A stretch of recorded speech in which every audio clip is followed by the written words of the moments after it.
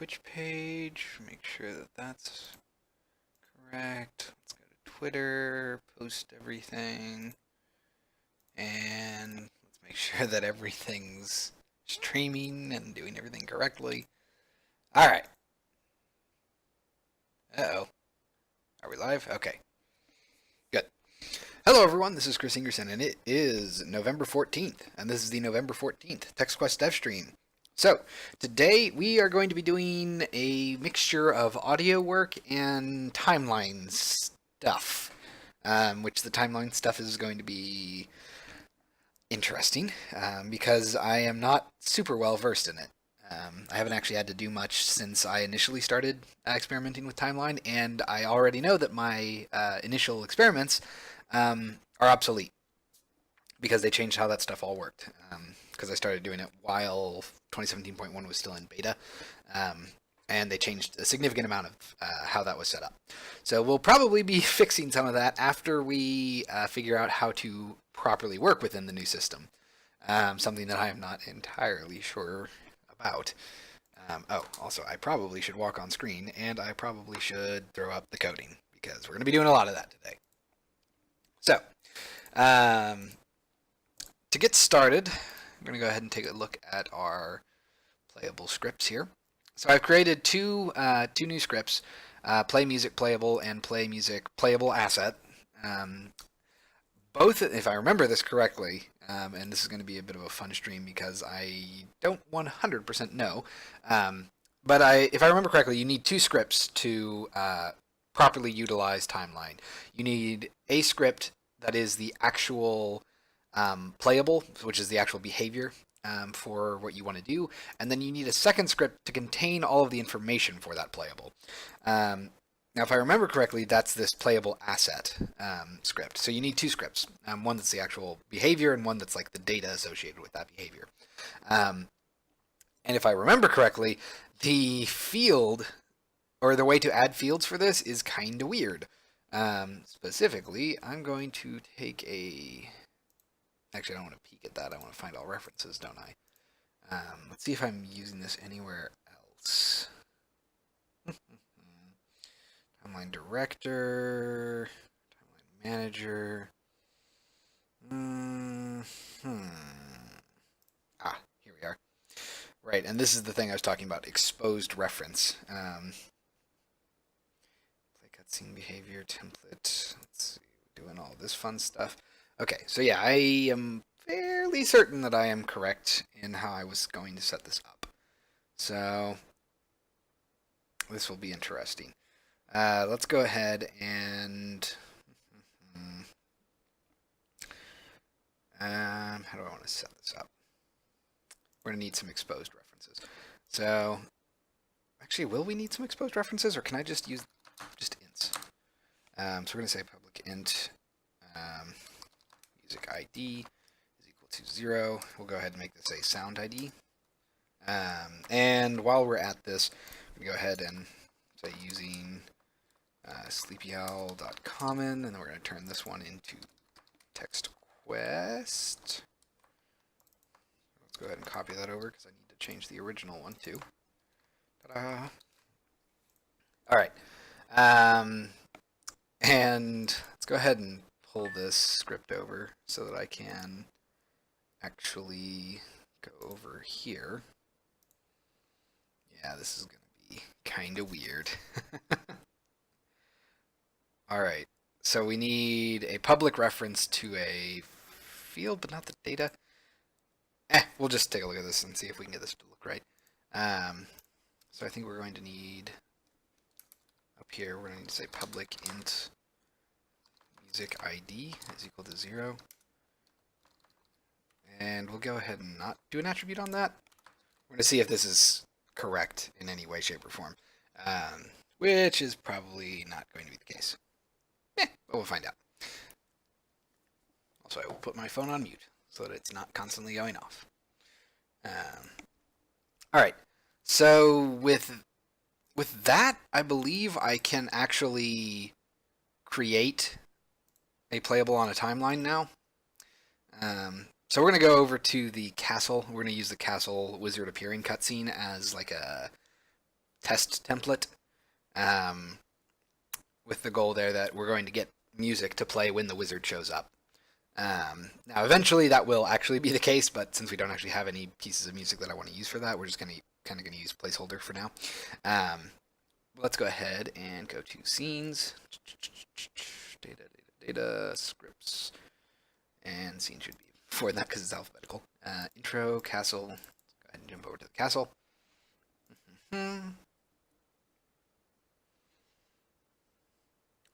Once it loads, of course. Alright, so let's go ahead and go to cutscenes, castle wizard. I'm also going to zoom in here so that we can see everything. Not that I really need to because we're just doing audio work, but, you know. Let's go ahead and open up timeline. So we have our wizard appears. These are all of our cutscenes. So in that case, I think I actually want to do this one. Actually, you know what? Nah, let's go ahead and, let's put it on the parent one. So we'll go ahead and collapse this. We will add a track group. We'll call this audio. We'll go ahead and add a playable track. And let's see if we can do this. So play music, playable asset. There is no sound manager in the scene. Right, that's going to make it kind of awkward now, isn't it? Well, fortunately, I think we can do this.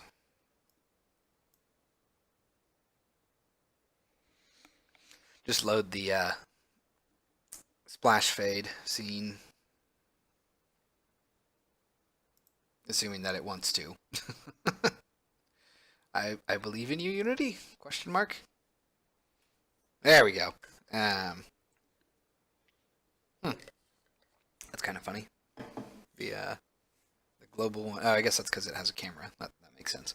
All right. So now if we select this, we should be able to. Yeah. Okay. So I suppose we should also go ahead and see where's our sound manager. Let's go ahead and also grab some music. We'll go ahead and put this in a folder called music. Let's create SOS. Oh no, I'm sorry, Sleepy Owl sound collection. All right, we'll go ahead and space this out and say music, and you know what, we'll just say castle, and I'll change this to music collection. All right, we're gonna do planes because that should highlight the audio that I use. Let's see, not that one. I think this is the one. Yeah, that works. I'm a sucker for the synth. All right, so that's planes 3. Let's go ahead and put that for music. Let's see, we want it to loop, volume, spatial blend of... I actually don't remember which is which. I think 0 is 2D. We don't want any random pitching going on. We don't really have a care for the instance limit on that. Alright, so that should be good. Make sure that's correct. We'll go ahead and rename this to be... what name do I want this to be? How about... I guess it doesn't really matter. We'll just call this music test. Alright, second, let's go ahead and go to our sound manager again. We will add this music collection. And then we'll come up here, Castle Wizard, select this. It'll say music test. Alright, so that lets us... okay. Now I gotta remember how to communicate between the two of these. Because that does get a little weird. So let's go ahead and come over here. Right. Okay. Okay. I think I remember how to do this now. So the way this works is basically we create our playable. Then we get its behavior. and then we set all of the parameters on that behavior, and that behavior will, so it does need public references. That's right. So yeah, it is essentially a splitting of functionality and data. So data is stored in the playable asset, and then all of those parameters are kind of like pushed onto the actual behavior that's going to do stuff. All right, so I guess I should probably have called this clip then. Because there is a weird naming convention, if I remember correctly, and I think Unity typically does playable on the end of theirs and clip after it, or more likely, I guess they probably did behavior and then clip, which is kind of strange, but sure, why not? All right, then I might just go ahead and rename these, I guess. So behavior. You know what? I'm just going to keep it as playable, but I will rename this to clip. So let's go ahead and call you clip. Cool. That does mean that I'm going to have to change the clip down here. That is certainly actually preferable to calling it playable asset, because that is a really long name. And I accidentally hit enter while it was compiling, which means that it's probably going to say play. If I'm unlucky. Am I unlucky? Ah, I'm not unlucky. Hooray! All right, let's go ahead and let that recompile. Okay, that was weird. Don't know why it gave me the ping. Let's go ahead and open that up again in case we need it, because we will. And I suppose we'll also. Do I want to do a template? That seems kind of weird. So in the past, you can create these behaviors from templates, but it's kind of weird. So let's go ahead and say, I'm curious to see if it'll even do anything. Play music playable template is equal to new play music playable. I'm curious if I'll even be shown anything. I will actually be kind of surprised if I get anything here, because it is serializing that class. It is a serialized class, but it doesn't really have any useful information, so I don't see much point, I guess, in doing that. Yeah, okay, because there's nothing there, and that could, well, no. I was going to say that could be because there's no fields there, but it does have one, so never mind. Kind of pointless. Let's go ahead and just get rid of you then. Drag you over here. That does mean that I'm going to do this. This is also going to be interesting. We're going to say behavior is equal, not behavior is equal, dot music ID is equal to music ID. And then we will also say playable.setDuration. This is going to be interesting. Sound manager dot find. Oh, right. Global dot get sound manager dot. How do I want to phrase that? Dot find. Yep.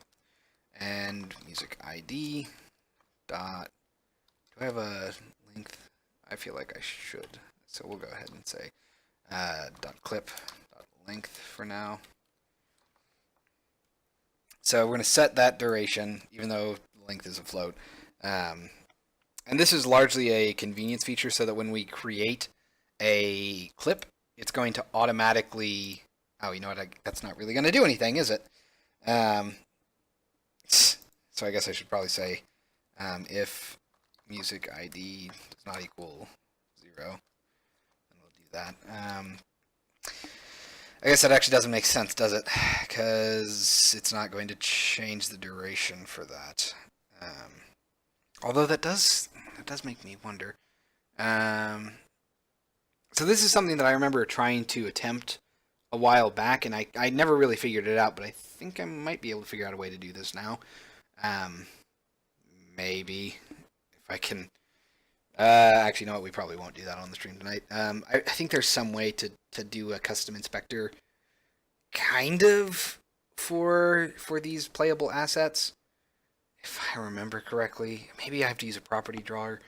The main thing is I would want, ideally, whenever you change the music ID, I would like the duration of the clip to actually change its length, so that you can see how long it is on the timeline. Um, that would be nice. It's not necessary, but it would be nice. So, um, hmm. Am I not doing something similar to this? I guess not. Let's find all references. Are we using you for anything? Nope. Well, that's fair. Okay. I think this will work. I'm also curious, actually, just to definition here. I'm not entirely sure if I should have a convenience function on here. That's just length. I kind of want to. So let's go over here to definition. I'm going to add. No, not there, because constructors go first, obviously. So right here, we're going to say after name. Public float length. Get return clip question mark clip.length else 0f. All right. Let's go ahead and close that. That's mostly just so that I can do this. Very simple and easy. Oh, and you know what, actually? Since it's functionality that I should be doing now, I'm going to comment it. So we're going to say length of the audio clip referenced by this sound will return 0 if no clip is set. Cool. Go ahead and comment this too. The name of the audio clip referenced by this sound. Cool. Let's go ahead and jump back here. So for this, and if I remember correctly, we're going to want to focus on behavior play. We don't really care about pause, if I remember correctly, but we might want to add some functionality there.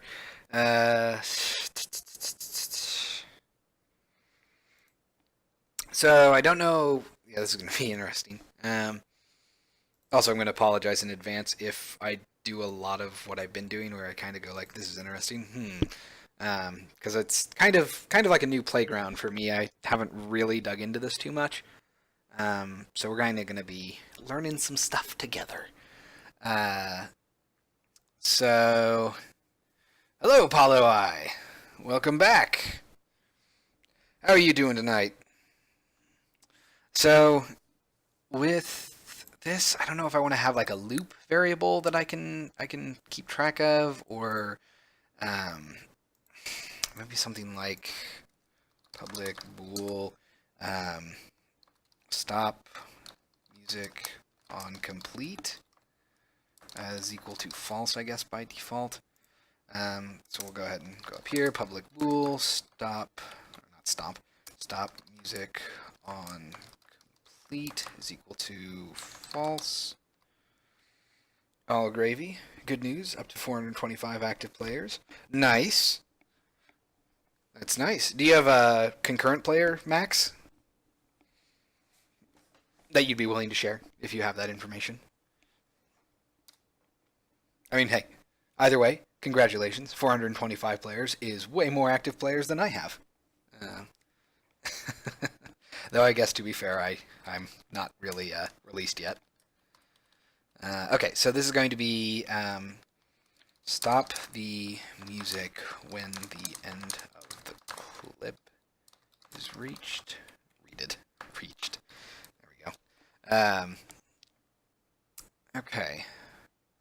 And then we're going to go ahead and say up here, behavior dot stop music on complete is equal to stop music on complete. Okay. So for this, we're going to go on to on behavior play. We don't. Do we care about on graph start? I know that I've written some stuff. Well, maybe I haven't written some stuff in there. I feel like I've written stuff into on graph start. But if I remember correctly, well, nope. I apologize again. I'm kind of second guessing all the stuff that I've already done with timeline stuff, and that's kind of confusing me. Concurrent is 209. Whew! That's really good then. Usually concurrent is like way below what your active player count is, but that's really good. All right, so let's go here to display text. So we're doing on behavior. Right. That's also. Oh no, that's right. But I do want to do if application.isPlain, if I remember correctly, which is another weird thing. There's a lot of functionality that I kind of want to, or not want to. I kind of have to wrap in if application.isPlain. Otherwise, it will go nuts with like excuse me, got the hiccups or something I ate. I don't know. Either way. If you don't wrap this functionality in if application.isPlain, then it can sometimes instantiate things in your scene while you're not paying attention. So anything that requires spawning or coroutines or any sort of global object that you keep, you want to make sure that you wrap that functionality in if application.isPlain. Otherwise, it'll try to pull all of that in while you're not in play mode, and that can lead to problems.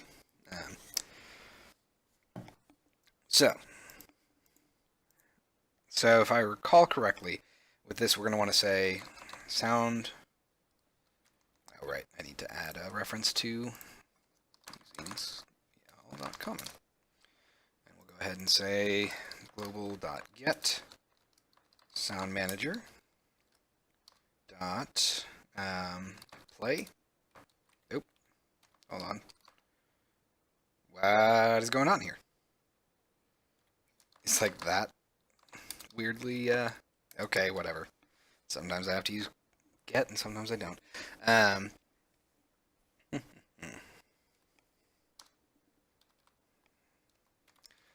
kind of messed that up. Play, we're going to do music ID. Position, oh, that's a good question. Actually, you know what? We can set that to be null, can't we? Because we don't actually care for it to be around anything. It's music. It's just going to play wherever it needs to. Which actually, haha, I almost did that the wrong way. I don't want to do sound manager there. I want to do music system dot play music ID, which does mean that we're going to want to expose a crossfade. So we'll go ahead and say public float crossfade is equal to, we'll do 2f by default. Let's go ahead and go over here. Say public float crossfade is equal to 0f or 2f. All right, we'll do crossfade. Cool.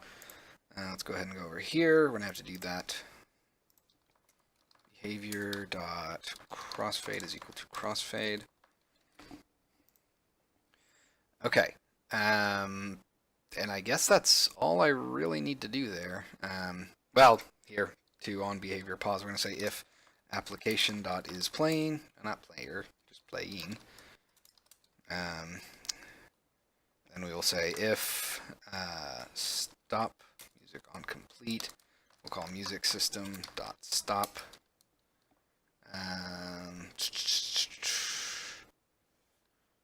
I guess we'll just call dot stop, won't we? With crossfade being passed. Alright, so let's go ahead and give that a look and see if it seems correct to us.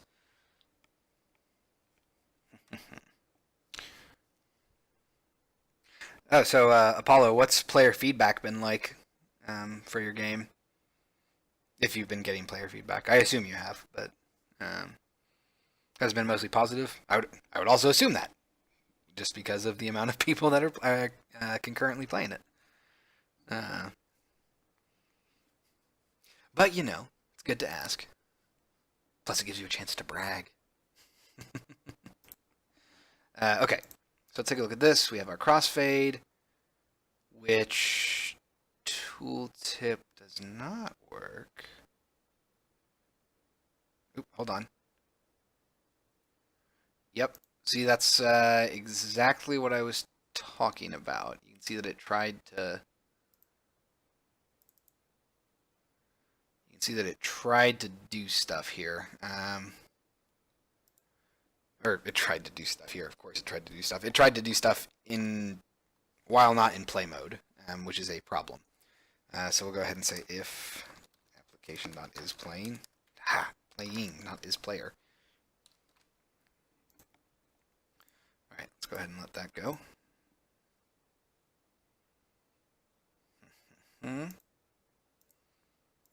Oh, and you know what?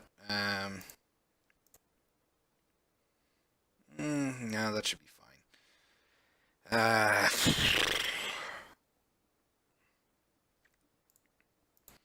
Go ahead and let. Oh, that's great. I'm already getting null references. That's probably a good sign. Let's go ahead and clear that. Come over here, take a look at you. You seem correct. But let's go ahead and open this up to 90. Just gonna scroll this, make sure that nothing goes on. Looks pretty good. All right. Let's go ahead and save this splash fade scene. Seems roughly correct.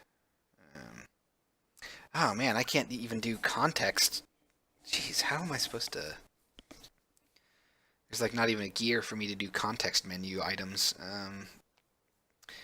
That's really annoying. There has to be a better way to handle this. So I think we're going to try to do a property drawer on this once we confirm that it actually works. So for now, we're going to weirdly unload the scene and remove it. Crap, why did I do that? Probably shouldn't have done that because it's not actually going to apply yet. So we got to pull that back in. Whoop. And I got to hit apply here. Alright, now I can save and unload. And I guess I'll just go ahead and play. So what should happen now is shortly after the cutscene starts playing, we should start hearing music. Hopefully, if I'm right.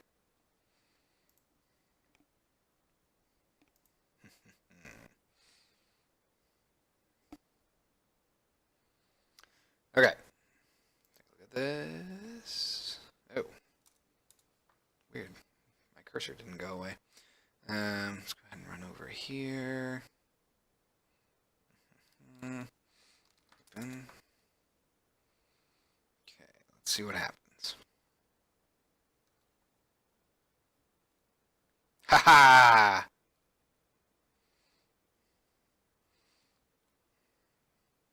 That is super loud, though.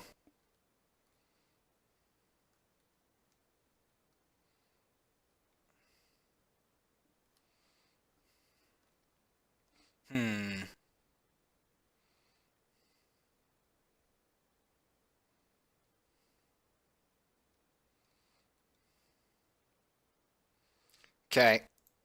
So it works. As one more test, I am going to go ahead and grab this, and we're going to set you to stop music on complete.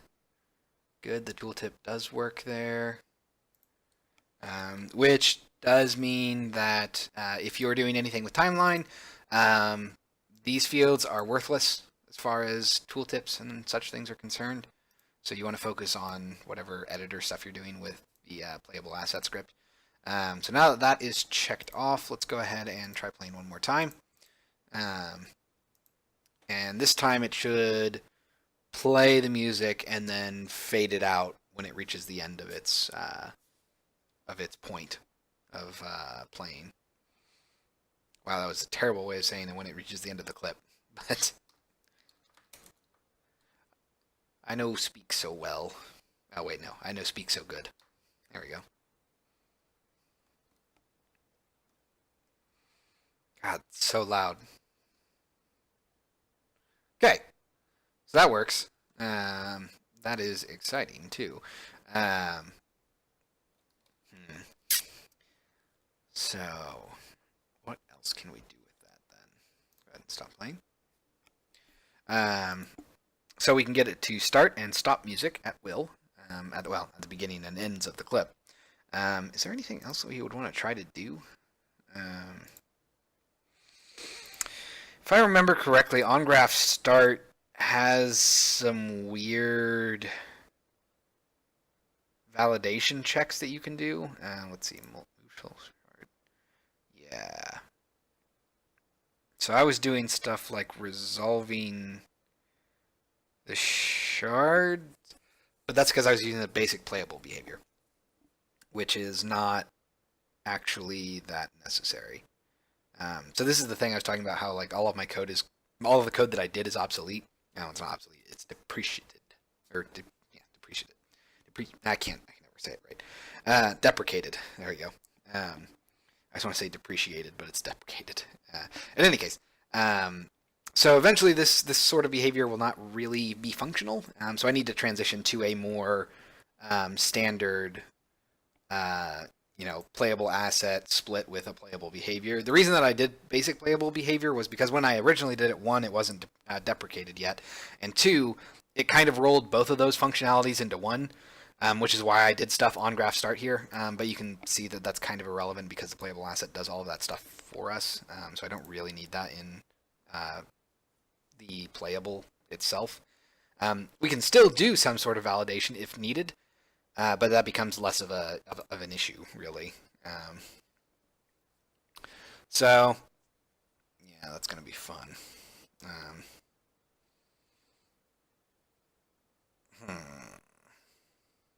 Although this one was interesting, I did kind of the opposite. Oh, right. Oh, cat. That is what it looks like when your cat steps on your keyboard. So, interesting. In that case, actually, the ongraph stop. So these functions are basically good for initializing and cleaning up, which you kind of want, right? So what this one is doing on graph stop, this is basically moving the text that forms the wizard. It's moving those back into place so that they can be properly used later. So that seems like the most likely sort of use I'll get out of the ongraph stop. Ongraph start, I don't really think I need. Outside of, I guess... Actually, I'm kind of curious. Is move shard playable? Basically initializing behavior on things that I'm referencing. So let's go to move soul shard. Move soul shard. Text Mesh Pro. It's probably here. So nope, that doesn't have a. Okay, that's interesting. It's also going to suck updating these things because I think it's going to break my timelines, which I'm not looking forward to. I just really want to figure out how to do this. So I think I'm going to try really quickly to create a custom editor, which I think is going to be a property drawer, if I'm not mistaken, for our play music clip. So we're going to call this editor. I really hope this works, but I think I've tried this in the past and it didn't, but we'll find out. So play music clip drawer. I mean, surely there's a way to format or create a custom inspector for these things, because otherwise it feels like a really half-finished thing that Unity does, like a half-finished feature. Ah, crud! I hate it when this happens. This is one of the things I was talking about. So you can see that it kept this clone here, even though it shouldn't be there.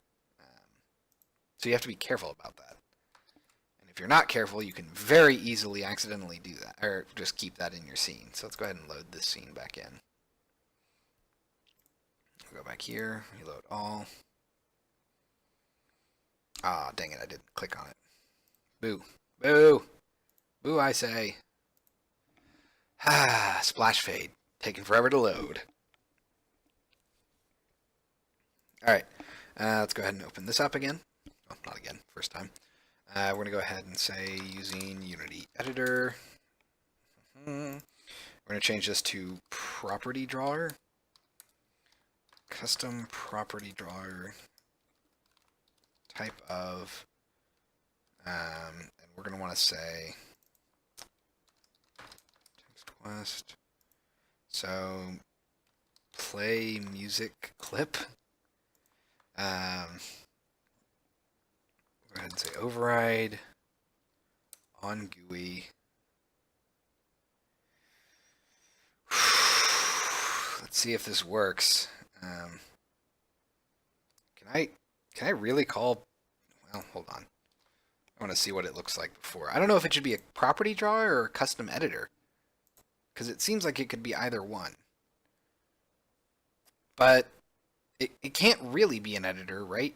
Because the thing that it's an editor for isn't a mono behavior. It's a scriptable, or it's a serialized property? Or is it a scriptable object? Let's find out.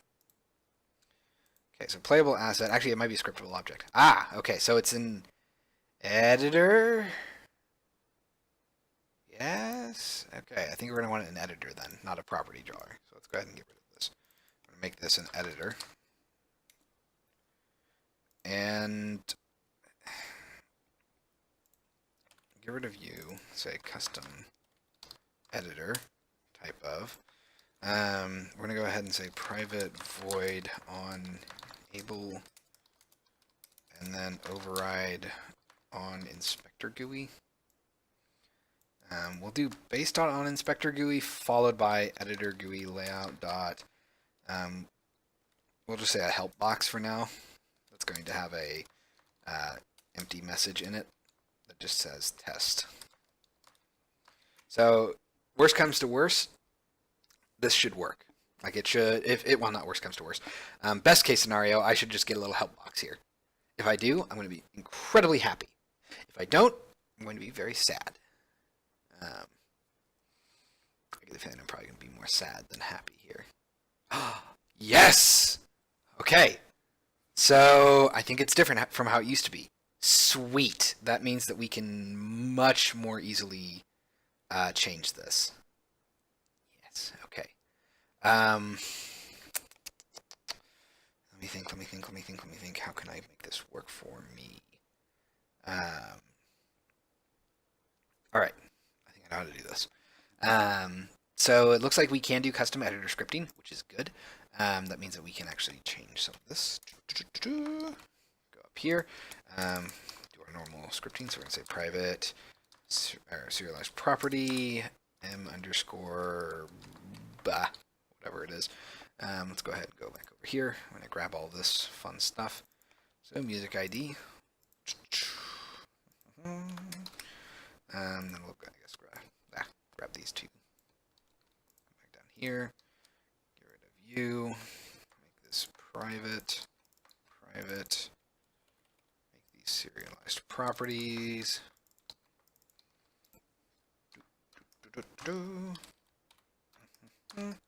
Cool.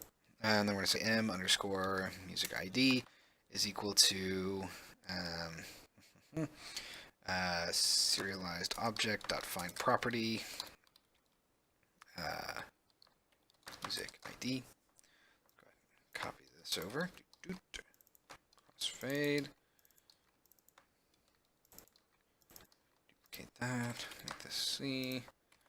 Stop. Cool. And then we can just go ahead and say editor. Oh, actually, you know what? Before I forget anything else, go ahead and say using sleepyowl.common, which is probably going to mean I want to say unity editor.editor. I want to come down here and say custom editor utility. Oh, right, because I forgot to do editor.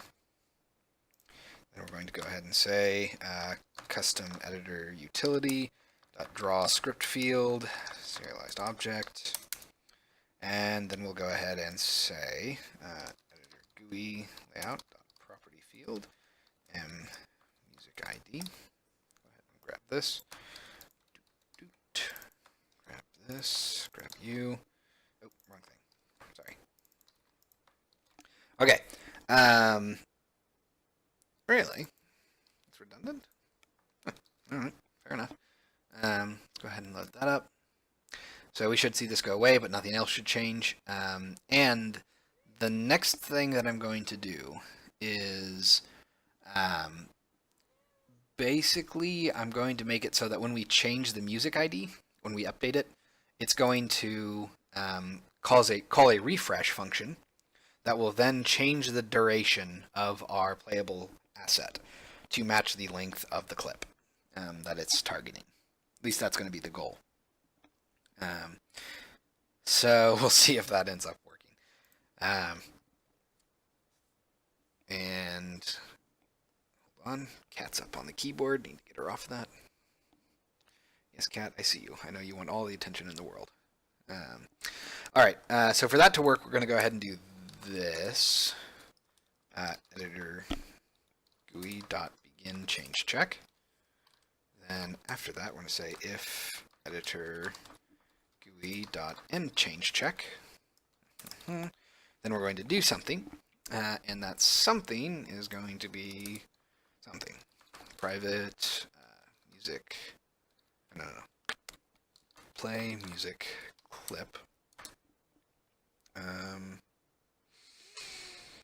Oh, geez. This is going to be interesting. I don't know if this is going to work very well, but we'll find out. All right. Play music clip. Target, I guess? No, I can't call it that because target is already used. We'll call it clip, I guess. Then we're going to say clip is equal to target as play music clip. Okay. We're going to come down here and we need to add a function to this. So we're going to add a function called public void refresh length. And with that, we're going to basically move this chunk here. Oop.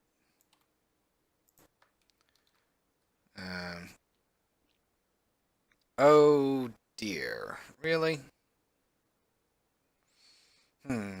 Interesting. I don't really want to create a new one. Is there some way I can reference this?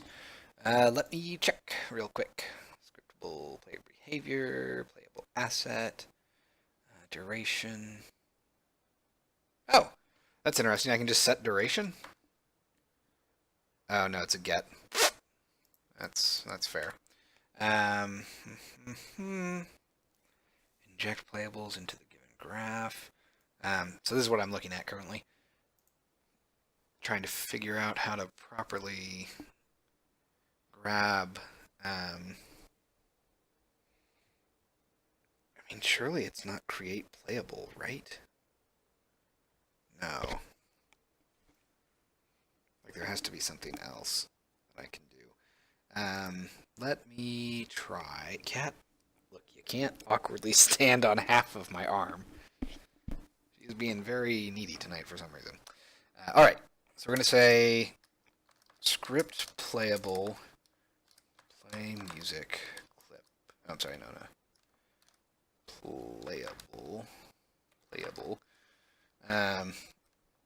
Dot. Okay, so I can't. So there is no extra function there. How am I going to get you? Let's go ahead and get rid of you. Okay. No, that doesn't make sense. Can I cache this? maybe. Let's go ahead and do something like this. Private play music playable. No, that's not actually even what I want to do, is it? I want to just do playable here. Target playable. Which means that I guess we'll go ahead and do target playable is equal to playable. And then we'll just say target playable here. I'm willing to bet that that's going to be null, honestly. Because is there really not a good way to get this? This is kind of annoying. Let me check some stuff here. I do also have playable extensions. So we'll do playable extensions dot. Let's see what I have.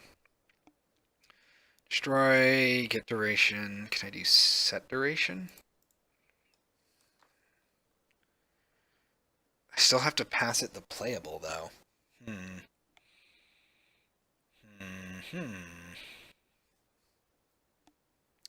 This is rather annoying.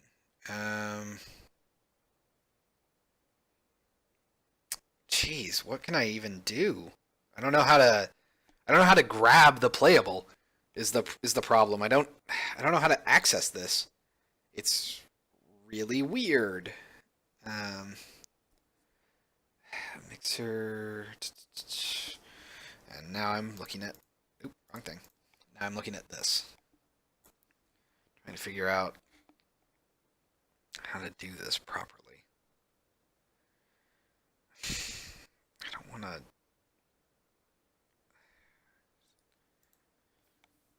Will this work? No. Create it on the graph. That's what I'm basically doing up here. I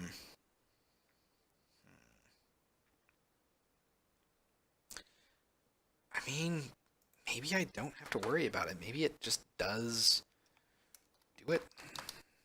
Go ahead and serialize that field. Are you serializable, actually? You might not be serializable, in which case I probably want to do this. Because I have no idea if you're serializable. Whatever. Should work either way. Okay, we'll find out if this works. I will be amazed if it does. Clip dot refresh length. Oops. Alright. So expected behavior here would be whenever I change this music test, you'll see this clip length change. But I'm willing to bet that it's just going to throw a null reference error. 90% sure that's what's going to happen here. So let's go ahead and take a look at it. Oh. Okay, or nothing could happen. That's not ideal. Let's go ahead and go down here to refresh length just to make sure that it's happening. Debug.log test.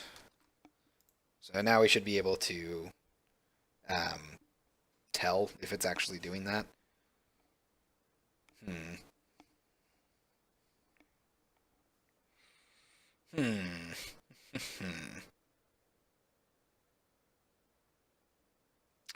All right.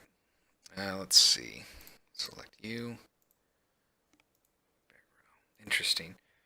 So it is doing it, and we're not getting errors, but we're also not really getting anything.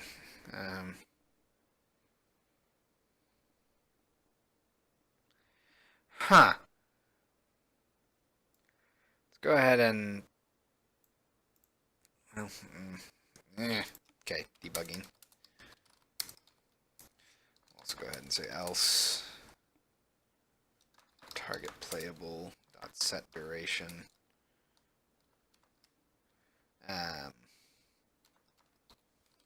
say 0. Oh, no, I'm sorry. 5.0. Might as well. And I want to put some debugs in here to make sure that we're doing stuff that I would expect. Test 2. Go ahead and copy that. Test 3. All right.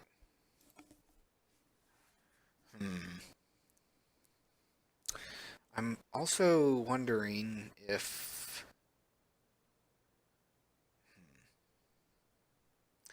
can that information, like, is it being overridden? Basically, we're setting it and then immediately it's getting set back.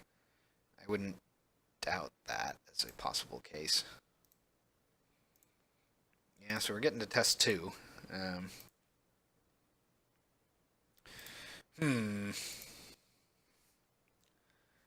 Double value, where it's a struct and an I playable. Okay, well, let's look for target playable dot. So there is no get or set. Well, I mean, there are get and set durations. Is there? Time is done.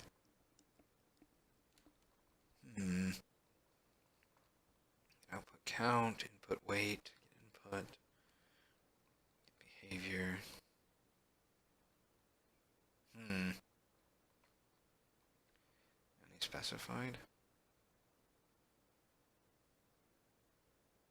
Huh. That's. I feel like that's. Yeah, I was gonna say, it feels like that's one of my things, and it's just because it's a struct. Okay, I was gonna say, like, that doesn't make sense. All right. Well, that's kind of weird. Okay, so it's not actually setting duration.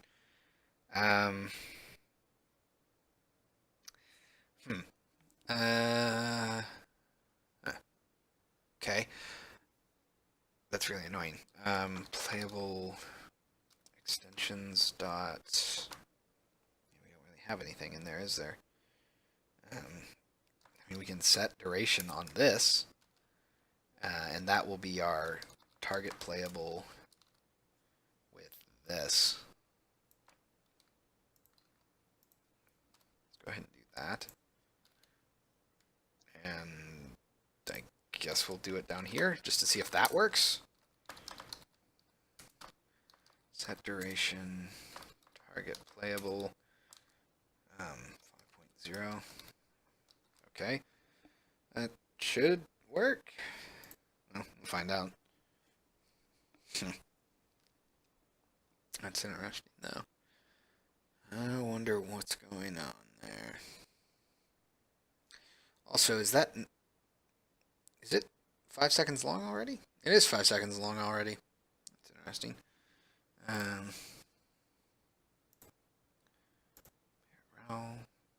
Really? Oh, interesting. We're also not getting anything back. Oh, no, it's because it's stacking. Yarg! Harumph. That's disappointing. I bet that there is some way to do it. Let's take a look at this. Playback and duration of the instantiated playable. Can I really not? There's really nothing? Like, there's no way for me to do it? It's just a straight up getter, huh? Huh. That's super weird. Okay. Just out of curiosity, I want to set playable dot duration or set duration, and I'm just going to set it to be an arbitrary value of 10, and then I'm going to try to create a new playable here. And I want to know if it'll actually set that duration. If it doesn't, then I guess we're just going to have to assume for now that there is no way to manual or to change that stuff in code. That seems incorrect to me, but Who knows? Maybe it's some stupid buried Unity call. Eh. Who knows? Alright. Let's go ahead and create. Play music clip. Yep, that one's also only 5 seconds long. Oi. Disappointing. What's the point of even having set duration if it doesn't work? Let's do playable dot add input, which I don't even know what that means. Oh, is that blending? Whatever. That's for instantiating these things at runtime, I think.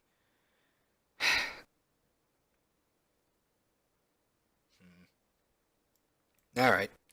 Well, then I'm going to chalk that up as a loss, which is very annoying. So we're just going to have to make do with the default durations because I can't apparently figure it out. Deep sadness fills me. All right. I suppose we'll also go ahead and say and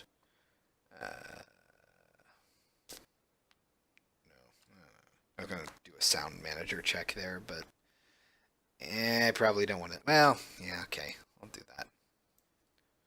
So we'll go ahead and say if sound manager dot exists. All right. So we can't dynamically resize them. At least I don't think so. But you know what? Before we give up, we'll go ahead and Google this because maybe someone's figured that out since then. Unity set playable duration. There we go. Right there. Let's see. This is a known issue. Wait, what? Oh. That's... Huh. Really? Interesting.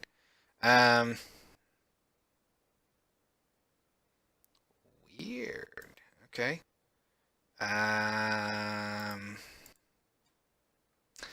Then... Weird. Alright. God, that's going to get super costly, though, now that I think about it. Because if I want to set it to its... Jeez, that's really infuriating.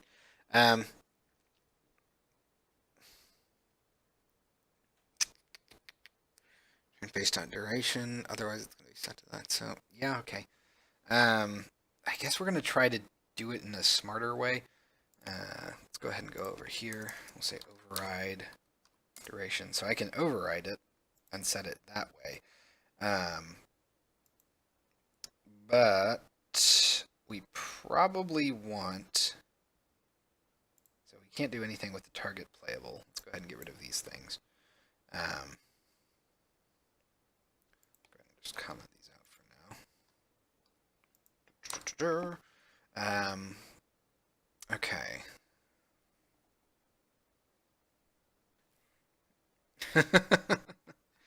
Welcome back, Josh. How are you tonight, besides prostrate with grief, apparently? That tends to happen when you get towards the end of a series, though.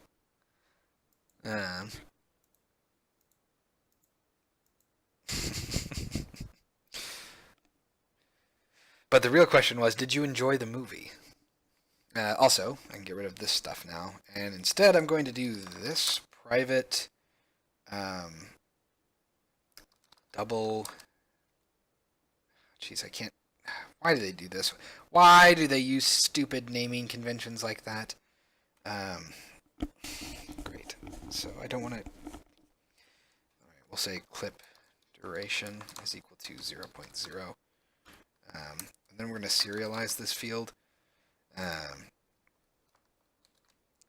Alright, we're also going to have private bool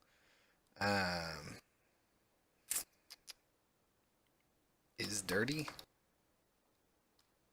I don't really have a better name for that. Harry should have told him about Snape. I enjoyed it, except the end. Yeah, well, what are you gonna do? Although, admittedly, it's been a while since I've read those. I never actually watched, I think, the last 3 movies? Which would be the last 2, which would be, well, no, I think I saw them. I just didn't really pay attention to them. But I remember the bulk of the books. But yeah, that tends to happen. But you just gotta, you gotta keep pushing forward until you can get to the earned happy ending. Maybe. Maybe. You never know. Could be a tragedy. Also, I don't really remember what happens at the end. Or do I? Either way, it's good that you enjoyed it. Alright, so for this, it's going to be kind of weird. We are not really... Well, actually, you know what? So is base dot duration... I can't set that, though. That's super weird. Alright, we'll just not do base dot duration then. So we're going to say if is dirty is equal to false. God, I also don't want to serialize this, but I'm going to have to, aren't I? So we're going to serialize this field.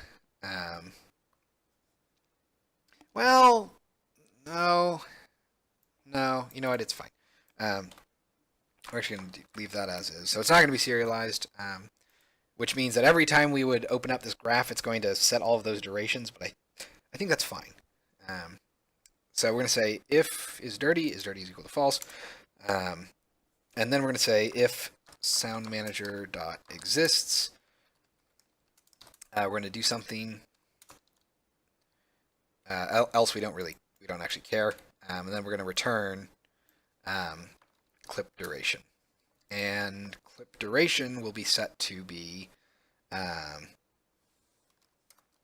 else. I guess we can do that. Clip duration is equal to base dot duration. Otherwise, we are going to say clip duration is equal to, it's going to be this. Whoop. Except we don't want to do that, apparently, because Unity says that that could give us some precision errors. So we're going to want to do this, weirdly enough. So I'm actually just going to probably copy that. Jeez, that sucks. So we're going to go ahead and say audio clip is equal to, hold on, there we go, is equal to this dot clip, and then we're going to do all this fun stuff, is equal to clip, and clip, Okay. I think that will work, and I also think it will do what I expect it to do, which basically just means that I'm going to go down here to refresh length, and I'm just going to set is dirty is equal to true, and that should instantly trigger it to reevaluate. All right, let's see what happens. I really hope this works, and I will be ecstatic if it does. So, fingers crossed, we're compiling. And what should happen, the expected result, is the clip length. I think it did. Let me go ahead and...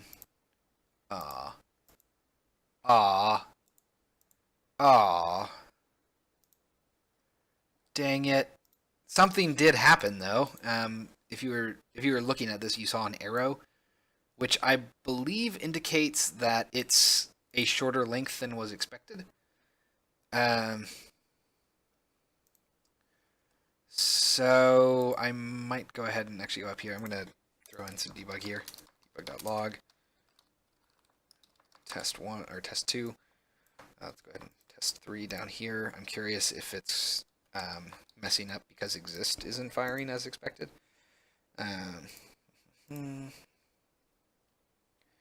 Yeah, that's all correct. All right, let's go ahead and do that. So I'm kind of curious. All right, well, thank you for stopping by, Josh.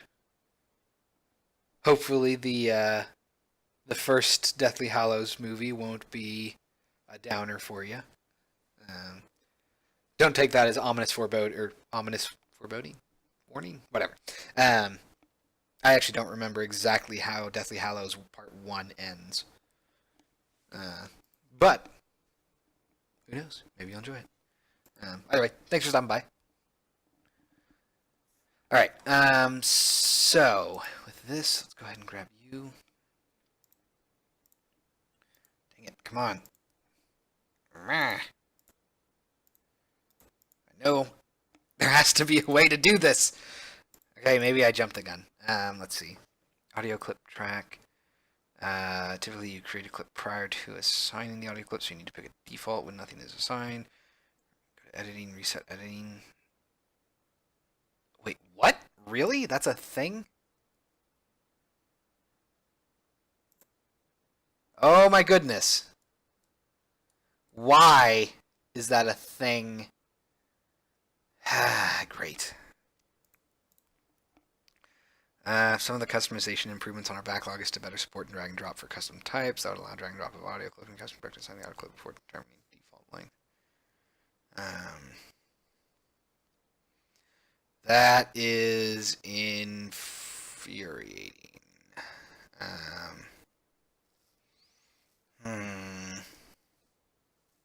Yeah, this is exactly what I was going to look for.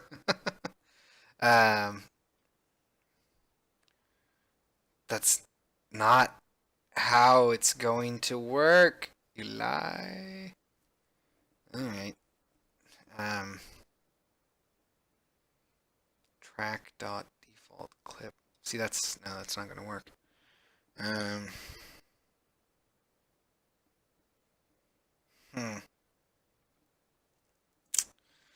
So, do I even have a track? Nope, I don't. I think that's in here. Nope, it's not even in that. It's in a custom. Why would they do it that way? All of the playable functionality is split across like 4 different base classes. It makes it very annoying to do stuff. Let's get rid of you because we know that you're firing.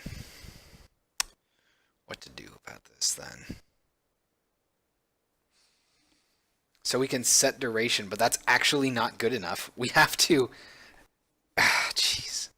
We have to tell it to basically refresh.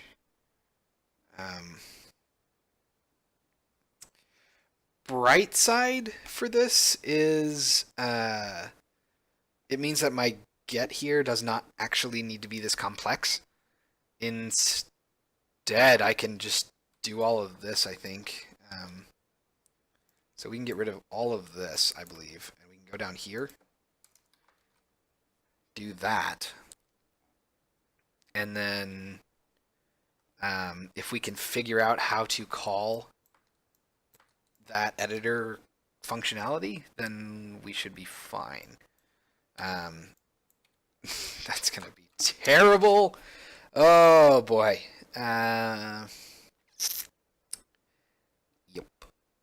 Yep.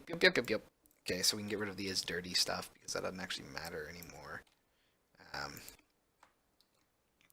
Jeez.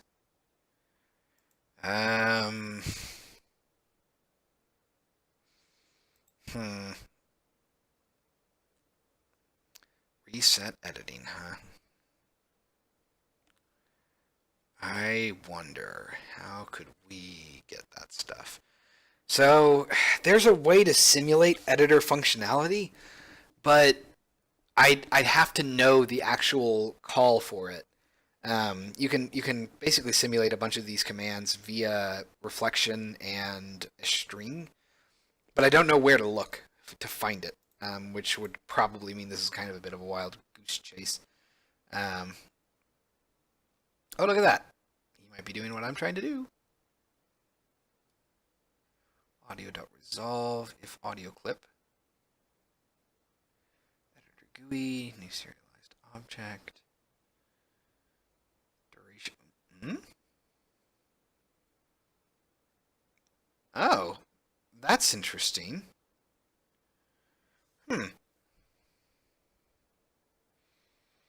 I didn't think about that. So you basically force update it? That's kind of cheating. Okay. Uh,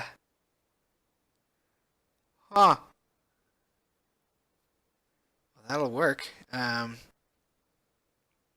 Mclip dot m duration. No, no, no. That's something else. Interesting. Unless, hold on, actually. Subtitle behavior. Subtitle behavior, subtitle behavior. Is that something we used up here? Nope.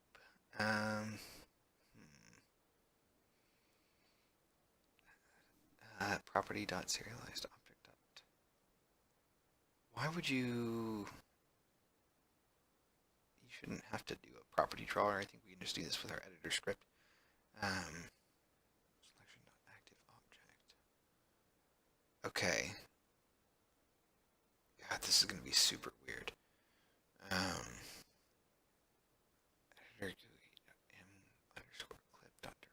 See, because this makes me think that they're setting the actual duration of the audio clip, not really the duration of the playable clip, right? It's weird. Weird.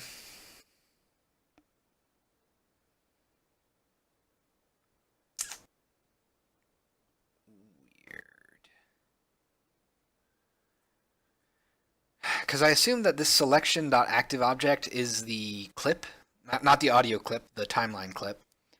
So it would be creating a new serialized object based off of that. But I don't know where this m underscore clip's coming from. That could be the...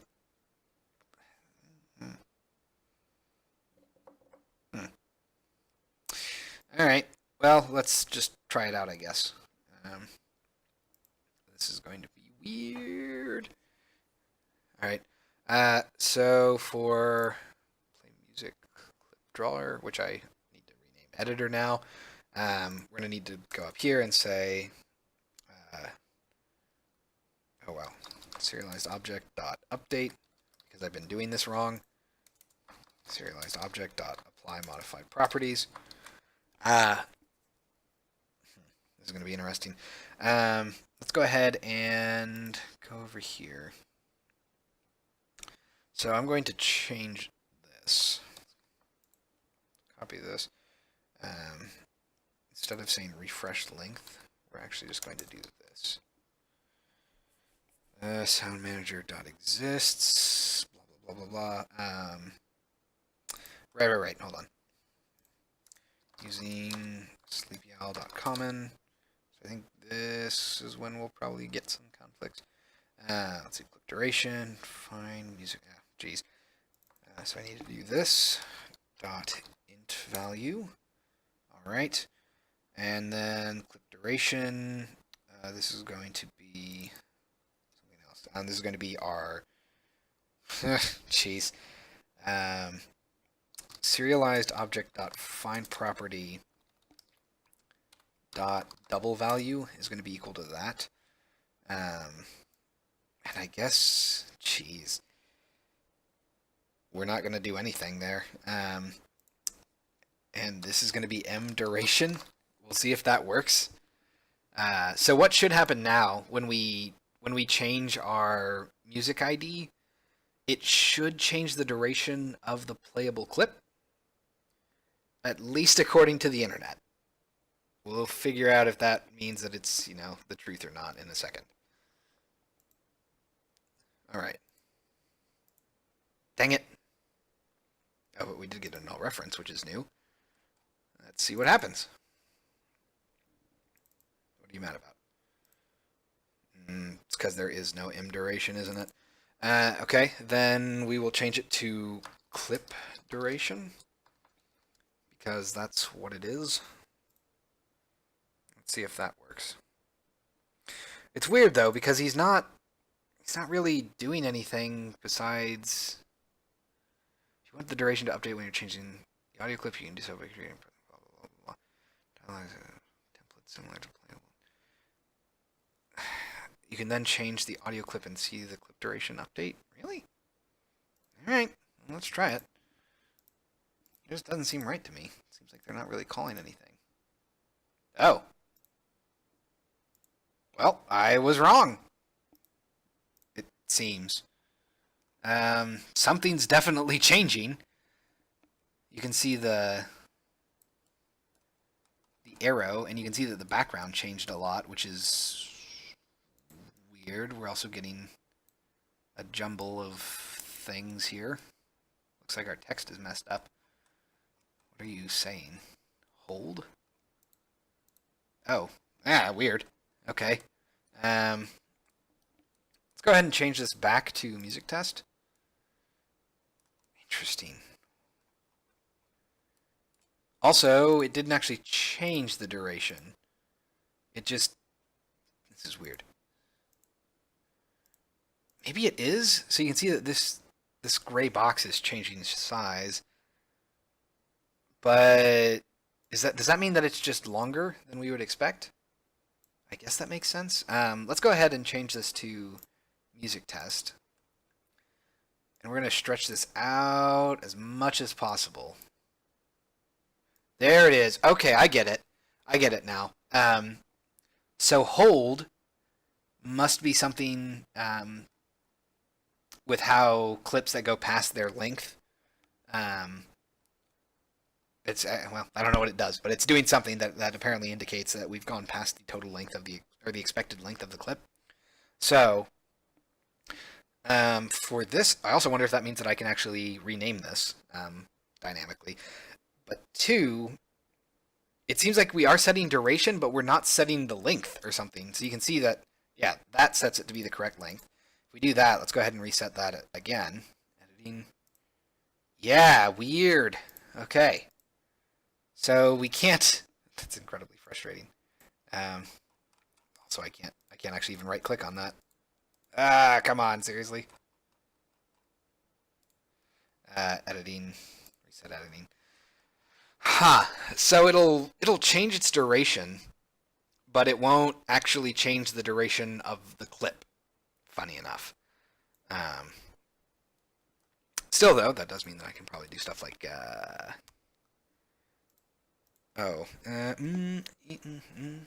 wonder if I can. Is name just a wrapper for m_name? Who knows? Let's find out. So I'm going to say target, I don't know, clip.name. So we'll go ahead and take a peek at this. That's a get set. I'm going to assume then that it's m_name. We'll find out. Wait, no, that doesn't make sense. Crud. We'd need the object name, wouldn't we? No. That should work. I don't know. We'll find out. So I'm going to go ahead and also say, basically what I want to do here is I want to rename play music playable asset to be something else. Probably say something like play music clip and then in parentheses the name of the music clip being played or the ID that's being played. That seems like it would be useful. So I guess we'll also do this. We're going to change this to a sound. Oh, and I shouldn't call this clip, should I? We'll call this sound, which is fine because I can do sound.clip. Sound.clip there. And then we're going to want to say serialized object.find property. I will be amazed if this works. n_name dot string value is equal to God, I will be so impressed if this works. I guess we'll want to say play music clip, and then in parentheses, the name of the sound. So sound plus sound dot, is it name? Yeah. Then plus this. I could have probably just done string dot format, but I'm mostly just curious to see if this even works. Also, I do kind of find it annoying that we can change the duration, but it won't actually change the duration of the clip itself. It just changes the expected duration, which is weird to me. It means that there's something else that we have to do to actually get it to update properly. All right. Name. Dang. Didn't work. But we also didn't get an error. That's interesting. Huh. I wonder if I can kind of cheese it and just do, let's see. So instead of doing serialized object, can I just do clip.name is equal to, yeah, we'll just do a string.format. Format, do all this fun stuff, and it'll be sound.name. Let's go ahead and copy this.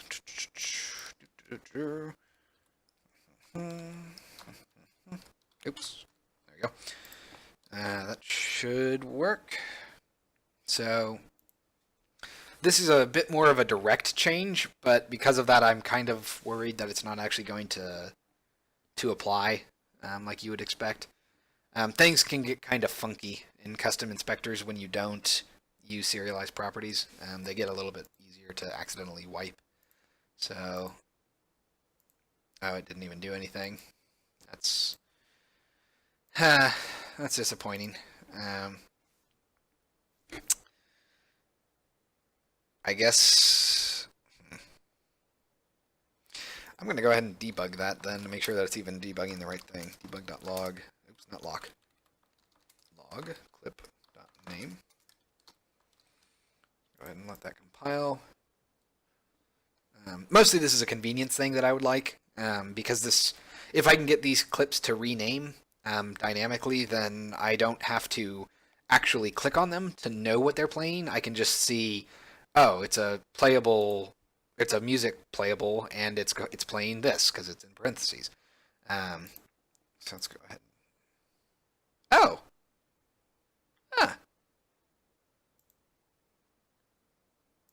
That's interesting. Huh. Okay. That's interesting. So this scriptable object is being kept somewhere. I'm guessing, actually, now that I think about it. Let's see if I can find my animations here. Let's see. Animation. Whatever. We'll just look up wizard. Here we go. Wizard entrance. So this should have a bunch of bindings below it. These are just the recordings. Okay. Fair enough. Fair enough. Also, that's actually not what I was expecting anyway. Castle Wizard, I guess, is what I want. Huh. Funny enough, this is the only one that doesn't actually have bindings associated with it. Phooey. Oh, this is even weirder because it's... Oh, never mind, it's fine. I thought for a second that it was like dark gray because its duration was messed up, but nope. Well, crud. So this play music playable asset that we see here is something else. Ugh. That's not ideal. Is that the graph then? That can't be the graph, right? No, surely not.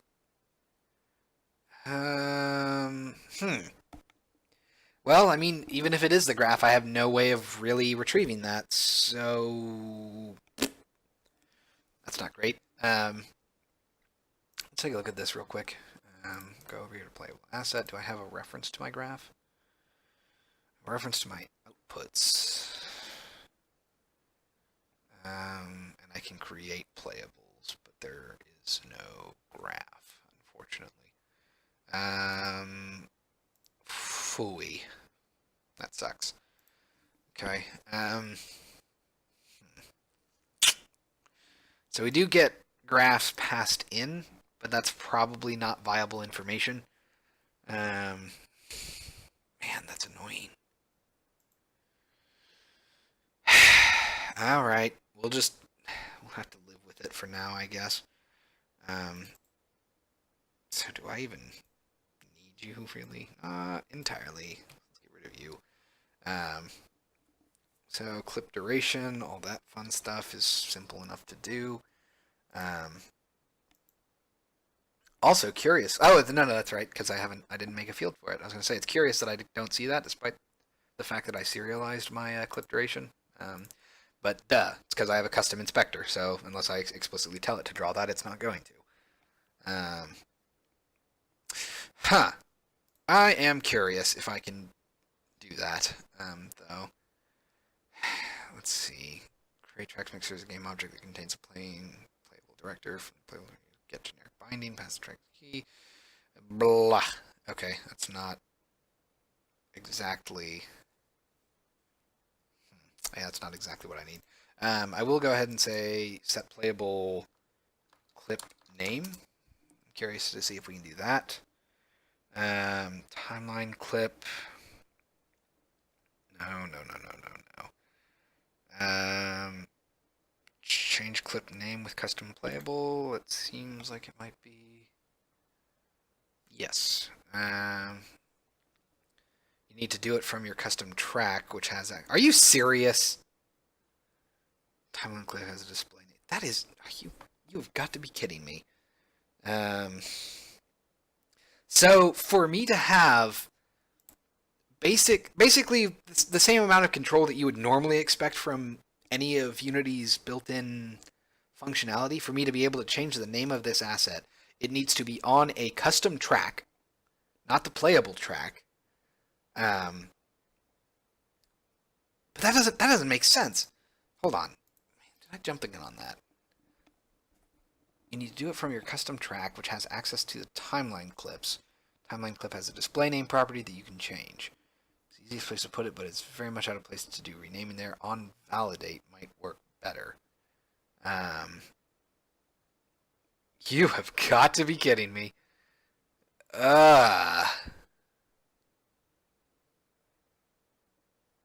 Wow. That is. Oh, okay. So, yeah, I have to make a custom track for my playables if I want to be able to rename them. Are you serious? Why? Why is that the way we do this? Hey, all right.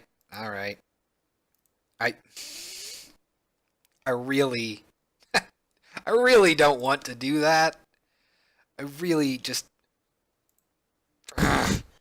is there nope, it wouldn't make sense, right? There's nothing I can't really access a playable track that's a built-in class to Unity. Hey. All right. So, I guess purely because this is kind of an experiment anyway, I'm going to make a track asset now to try and get that to work. All right. I can't believe this. This is going to drive me nuts. All right. Also, I'm going to go ahead and rename this to editor while I'm in here.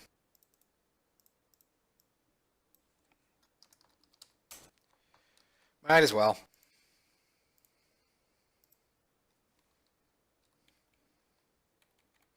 And then I gotta wait for it to compile because I was foolish. So I guess we're going to add a play music track, right? Is that what we'd call that? Play music track. So we're gonna call this editor. CRUD. That should be, yep, play music clip editor. Which is also going to, yep, freeze as soon as I start to type.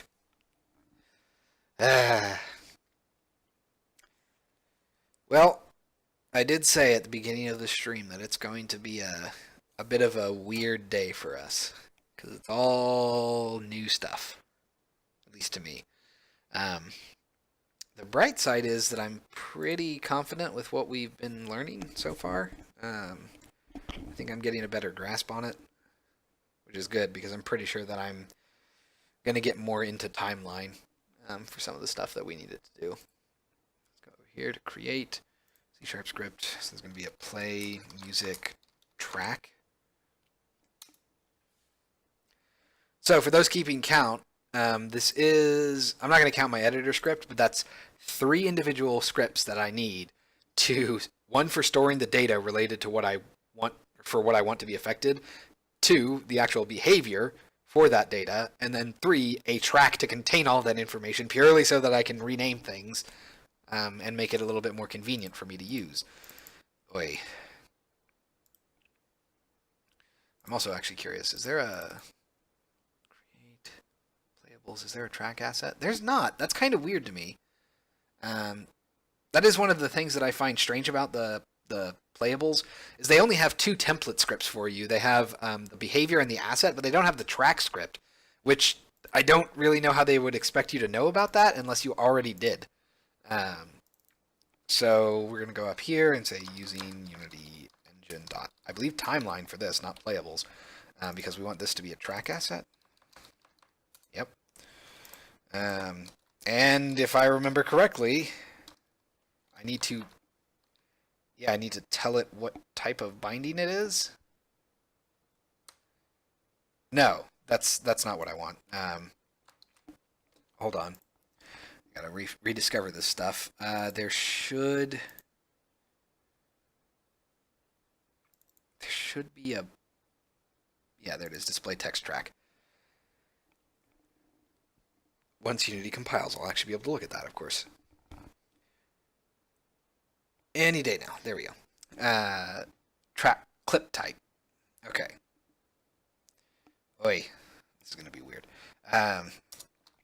So track clip type, which is going to take the asset, presumably, type of play. Oh wow, that's not going to work right now, is it? Because I need to say text quest here. So play music clip. Is that correct? Let's go ahead and find out.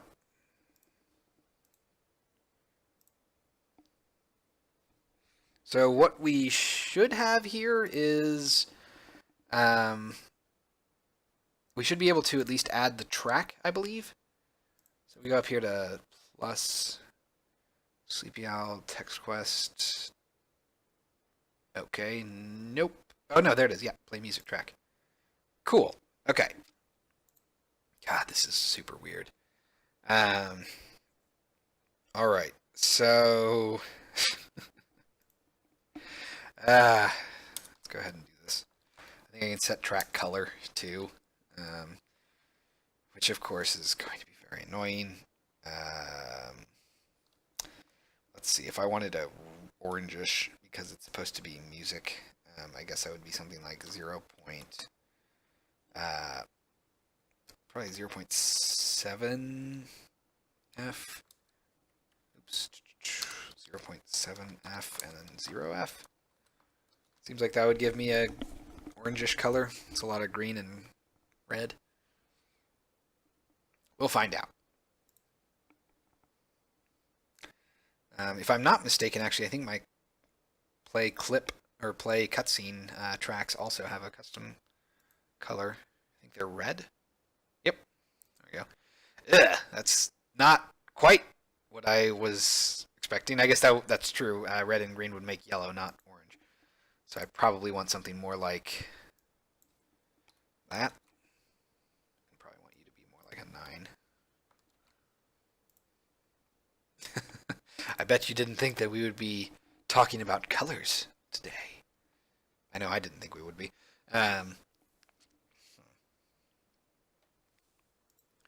Alright, any day now, it'll update. I believe in you, Unity. You can do it. Good enough. That's actually pretty close, I think. All right. So with that, I think we can say add play music clip. All right. So music test, which doesn't actually do anything. Right. So let's see what this guy's doing. Playable, create track mixer, playable graph, game object go.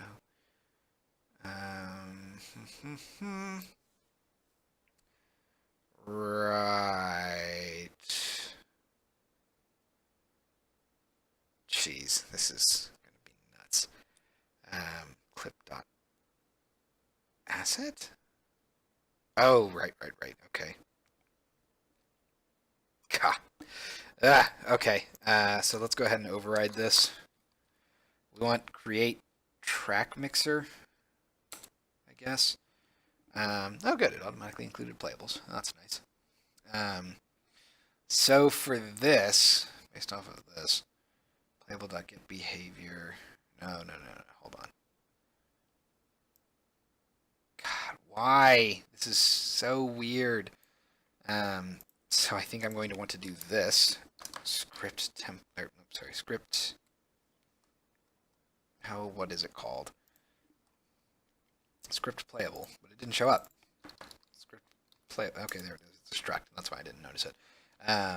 Play music clip dot create with graph and I guess input count. Not that it matters really.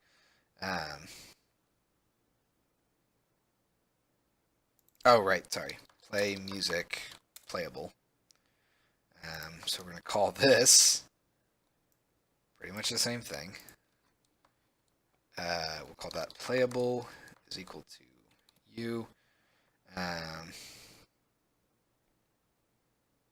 See, that's not actually that encouraging. Okay. Playable to get behavior. That's just getting some information. We don't care about you, but we do care about clip.display. Okay.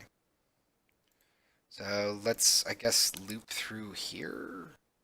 Do I even need you actually? So we're going to say for int I is equal to 0, I is less than m underscore clips dot length. Nope, it's a count, really. That's rare for Unity. All right, so we're going to just iterate through them, I guess. This is so weird. And actually, before we even do that, we're going to go ahead and say if sound manager. Oh, can't even do that because I got to go up here using sleepyowl.common. So if sound manager.exists, let's go over here. I'm also going to change my exist. Do that. All right. So if the sound manager exists, then we're going to loop through all of our clips, and then we're going to rename them. So we're going to say m underscore clips dot. Oh, sorry. Or of I dot. So what's asset? So is that what I needed? Asset dot name. Yes. Huh. Interesting.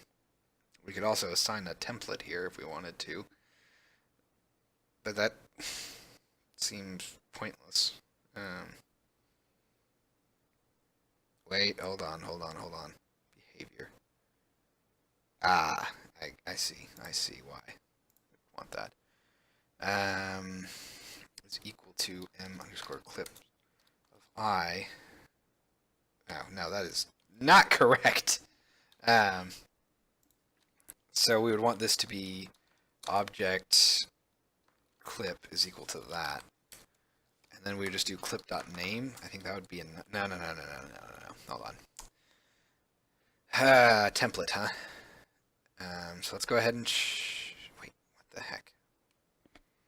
Timeline clip.asset as animation clip. Okay, so yes, this is going to be play music clip as play music clip, I believe is what we would do there. And that's... Wait, that can't be correct, right? Because then that would just be us naming things as we expected. But that is totally what this is. Okay, so would I just do clip.name is equal to string.format, do all this fun stuff, followed by clip. Oh no, hold on. Sound manager dot instance dot find clip dot music id dot name. So we'll call this play music clip.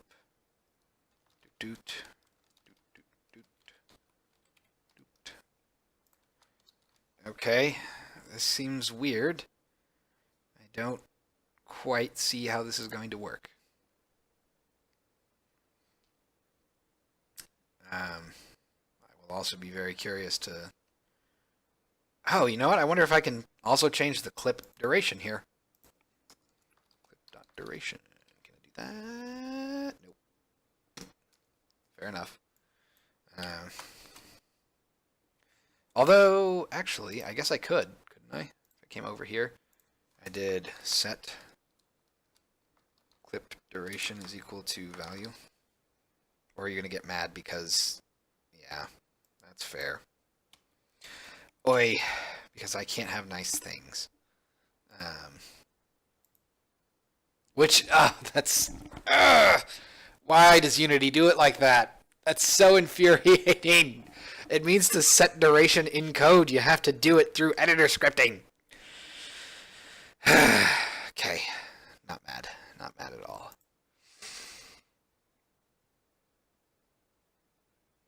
Hmm? Oh, right. I did that wrong. Boop. Wow, that was that was not even correct. I do actually have to keep it like that, don't I? The reason I changed it to a little I instead of a big I is if it's a little I, it'll just do a straight check to see if it exists. But if it does a big I, then it's actually going to search the scene and do all that stuff. So we should be able to see that now. I wonder though, like I don't know when the cross, like when this is called. So let me peek this. Let's see, returns. Creates a mixer used to blend playables generated by clips on the track. That's not really what I need, I don't think. On enable, oh, it could be useful on enable actually. Or update duration, no, that's probably not there. Alright, let's take a look at this. So it is called play music clip. It's not changing anything. Go ahead and do this. So we can see our duration at the very least, which is nice. And then if I, of course, refresh this, reset editing, then that works even better. But I would like that to just be automatic. Also, this did not change, so I'm going to just say that the internet lied to me. More likely though, I probably just worked this up. Ooh, look at those errors. Look at those errors. Look at those errors. Really? Hold on. Interesting. Very interesting. I don't know where those errors came from. That's kind of weird to me. Let's go ahead and reset editing. Does that cause it? Nope. Hmm. Okay then. What could we do here? We don't need to look at you. We need to look at get rid of you. Here we are, the track. What else could we do? What could we overwrite or override? Serialized field, mclips, track, duration, double end, get. Okay, that's interesting. Does the track have any clips? Is it a subtrack?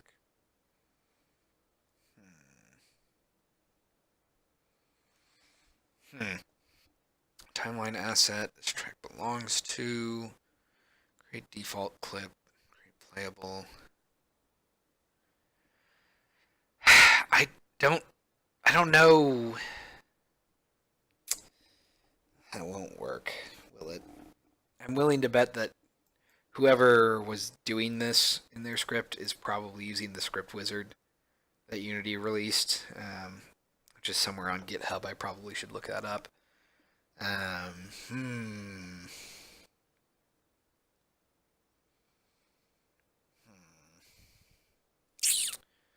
So, God, that's really annoying. Oh, because I did that wrong. It's not name, it's display name. Yep. Ah, no. Crud.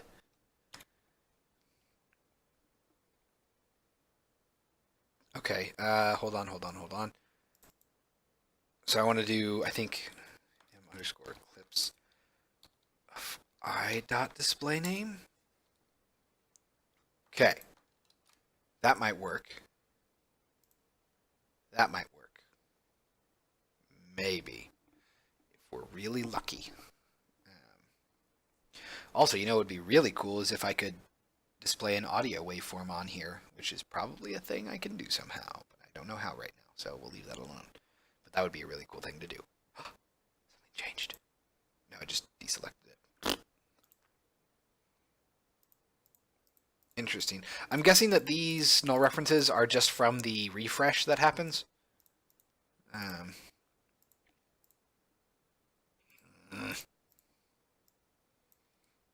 on.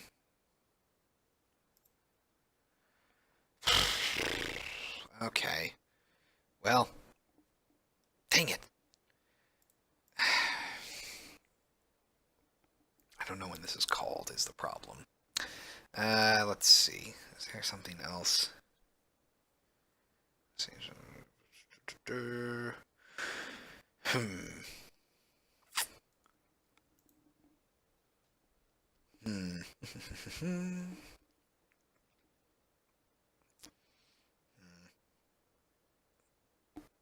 Evaluation types, we don't actually care about that.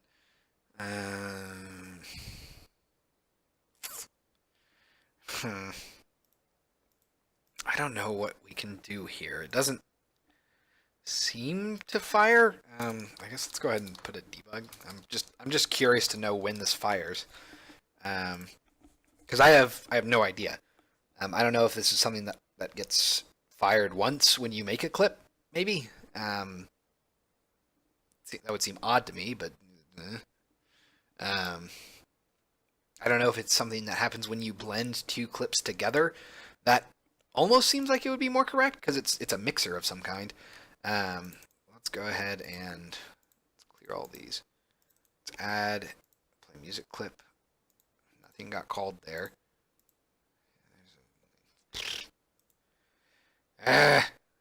Come on, Unity. Why you gotta bury all of your functionality behind everything? Just to make my life difficult, I suppose. Well, that's really annoying. Then I guess there's no real nice way for me to do this. At least not right now. Is there an option I can do over here, maybe? Nope. Well, fine. I can't even call like a refresh on the track, I don't think. Let's go ahead and take a look at this. Duration, gather properties, get child tracks, get clips, on after deserialize, on before serialize, on enable. I mean, I can try on enable, I guess. I don't know if it'll work, but let's go ahead and move this stuff. So override on enable, do base dot enable, and then we'll loop through all this stuff. See if that works. Typically, I would expect on enable to be called whenever Unity's scripts recompile or whenever this timeline is displayed. So when this when this compilation finishes, we are either going to get a message that says test, and yes, victory. Okay, I was wondering if that was the case. So it does suck because it does mean that this won't automatically change, but out of curiosity. Okay, so it won't change there. Are you still on Bear Growl 3? You are. I'm going to switch off of timeline, back onto it. Still not there. Okay. Let's swap to something else and then go back. Interesting. So it's only when a recompile happens then? That's curious. I'm going to get rid of you. And now, when it recompiles, this should be called play music clip parentheses Bear Growl 3. It would also be nice if we could set the duration of the clip, but we can't. So, or at the very least, I can't figure out how to get Unity to friggin' behave with it.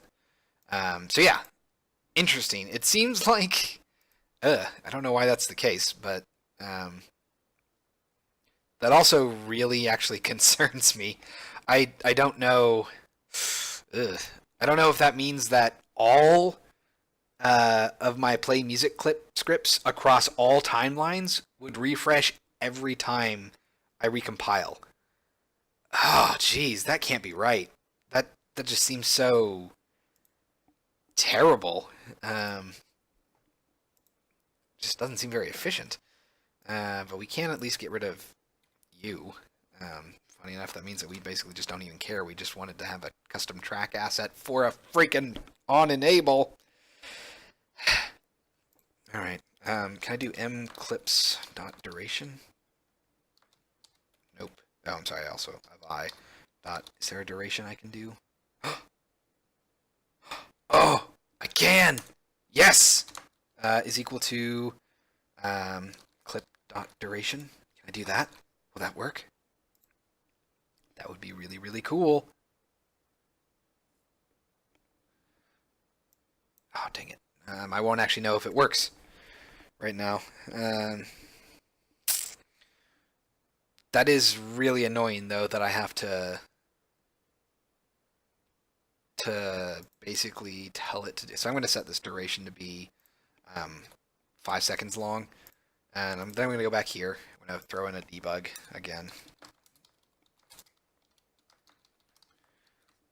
So there has to be a better way of calling on enable there. I don't know what that is, but there has to be one.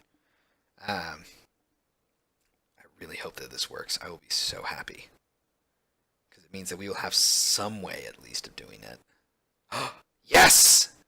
Okay.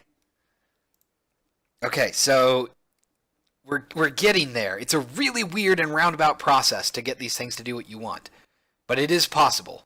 That's exciting. So what do we want to do with this then? So we can change the name and we can change the duration. Now the question is, can we somehow get this to automatically happen? I have no idea how we would do that. Geez. This is the fun part about Unity APIs that you've never messed with, is they suck because you don't know how to use them, but when you do figure something out, it's really exciting. So we know how to rename them, and we know how to set their duration now, well, not dynamically, on recompile, which is not ideal. Preferably, we would have some other thing that we can use here. Hold on. There we go. So let's see. So we have an onEnable function. What about on before serialize and on after deserialize? But those aren't virtual. Those are just regular old functions, which means we can't really do anything with that.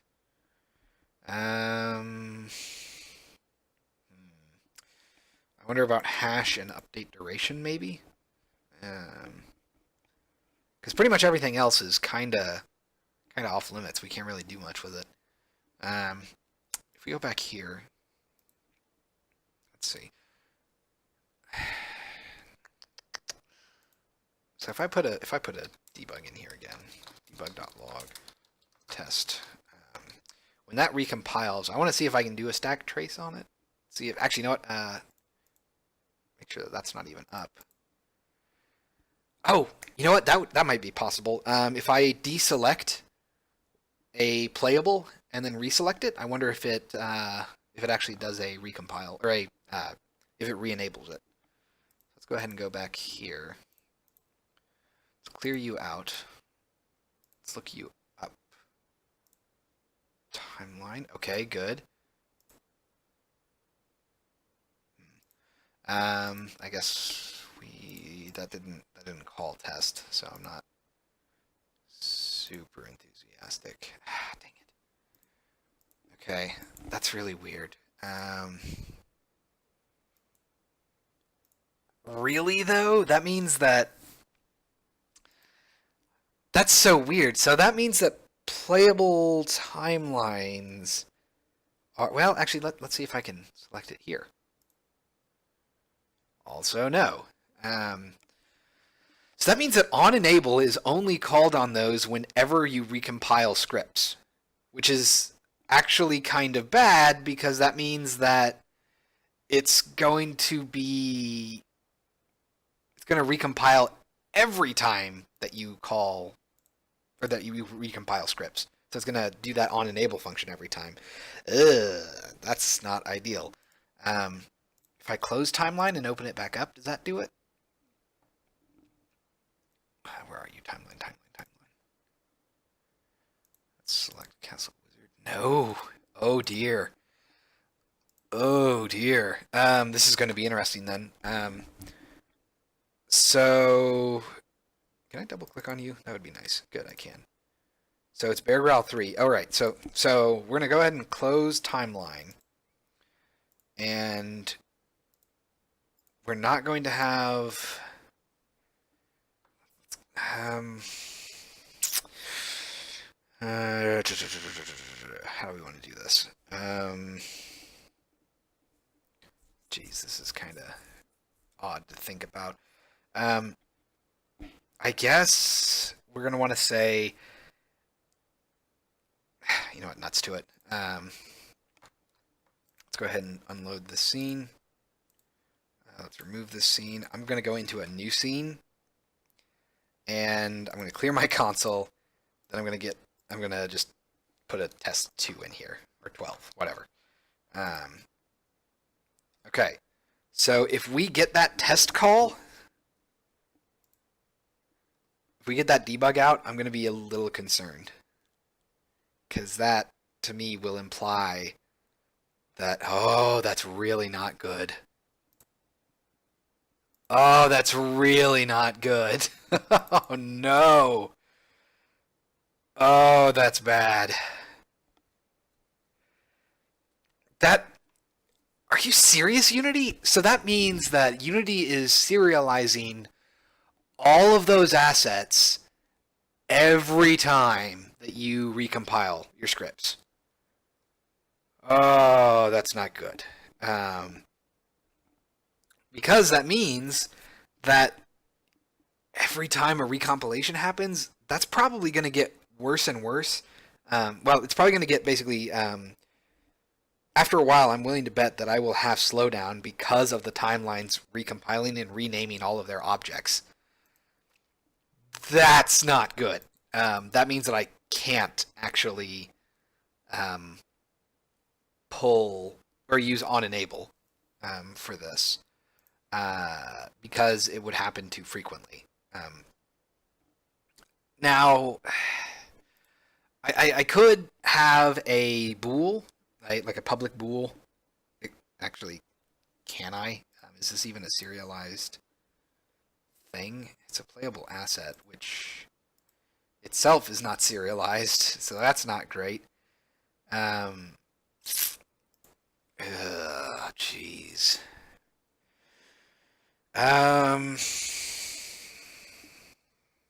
Okay. Can I override something else? Gather properties, hash. No, you're not going to really tell me anything useful, are you? Let's do base.hash. See where they're using it. Oh, and there's no comment. All right. Yeah, it's not ideal. Dang it.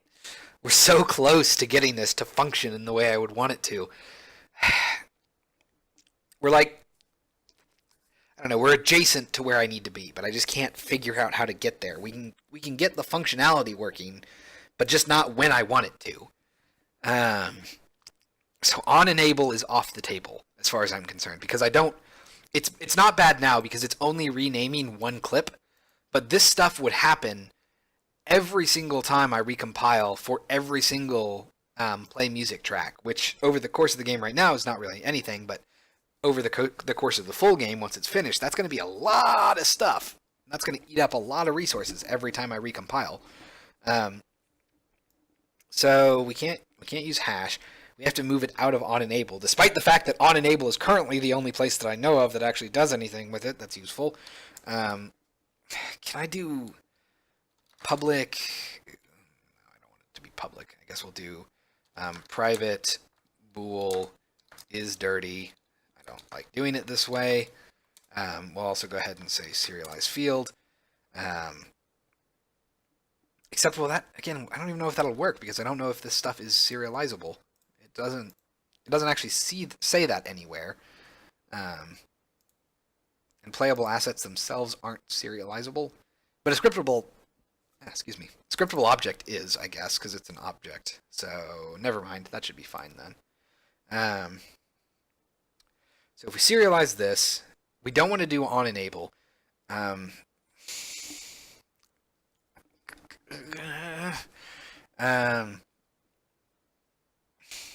right, we're going to go ahead and do this.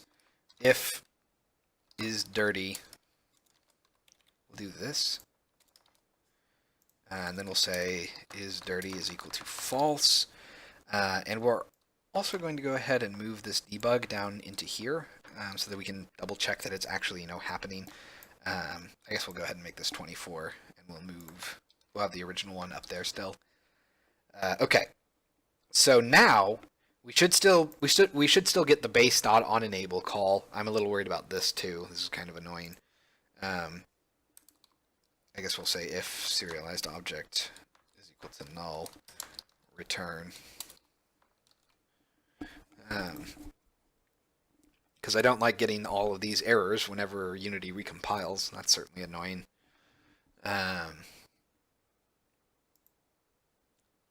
So let's go ahead and redo that. Except I don't know where I'm going to set is dirty to be true. Great. That's wonderful. I really don't want to do don't make me make a static variable. That's so sloppy. There has to be a better way to do this. So like a last ditch resort would basically be to make this is dirty a static variable that's public, because then down here in playable or in my play music clip, when I create a playable, I can create it and then set it to be dirty, which would mean that it would, well, that still wouldn't actually do anything. That would dang And I can't do anything in this class specifically because that would get wiped. Also, if it was a static variable, actually, it would get wiped every time it recompiled anyway. Okay. Well, that's not going to work then. What to do? What to do? I suppose I could. I wouldn't want to do it, but I suppose I could override the create track mixer function and then do it there. So if I just did this, so we'll do override create track mixer. It's still going to return just the base, but we'll set is dirty to be equal to true. I think that'll work. This is going to be really weird. I am not going to lie. So what should happen, I guess, in theory, is we would create a clip, set whatever parameters we want. Are you serious? Hold on. I can't even reference the serialized object? Unity. What are you doing to me? Great. Well, that's not particularly great. Let's go ahead and say target is equal to null, I guess. Then we'll return. Jeez, that's really annoying. Having to try to dig out these errors and prevent them from happening. God, that sucks. Although that's kind of this custom inspector is actually less necessary than it used to be, because we're not actually doing anything with it. So we can get rid of all of this. We are, I guess, doing the clip duration stuff, but we're not really doing anything else. Get rid of all of this fun stuff. That's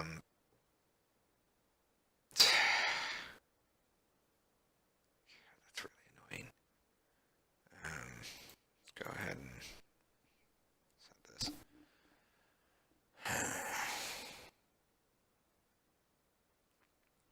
So let that recompile. And if it doesn't, are you serious? You're still doing it? Let's see. Should not be capturing when there is a hot control. I don't know what to do about that. That's a Unity. Oh wow! Even when they're collapsed, it's terrible. Great. That's nice. It's nice and wonderful. So let's go ahead and go up here.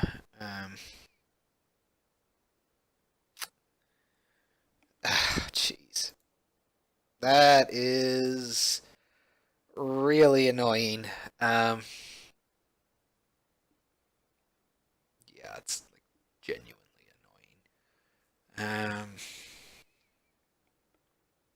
Alright. So I'm going to go ahead and go back to the castle.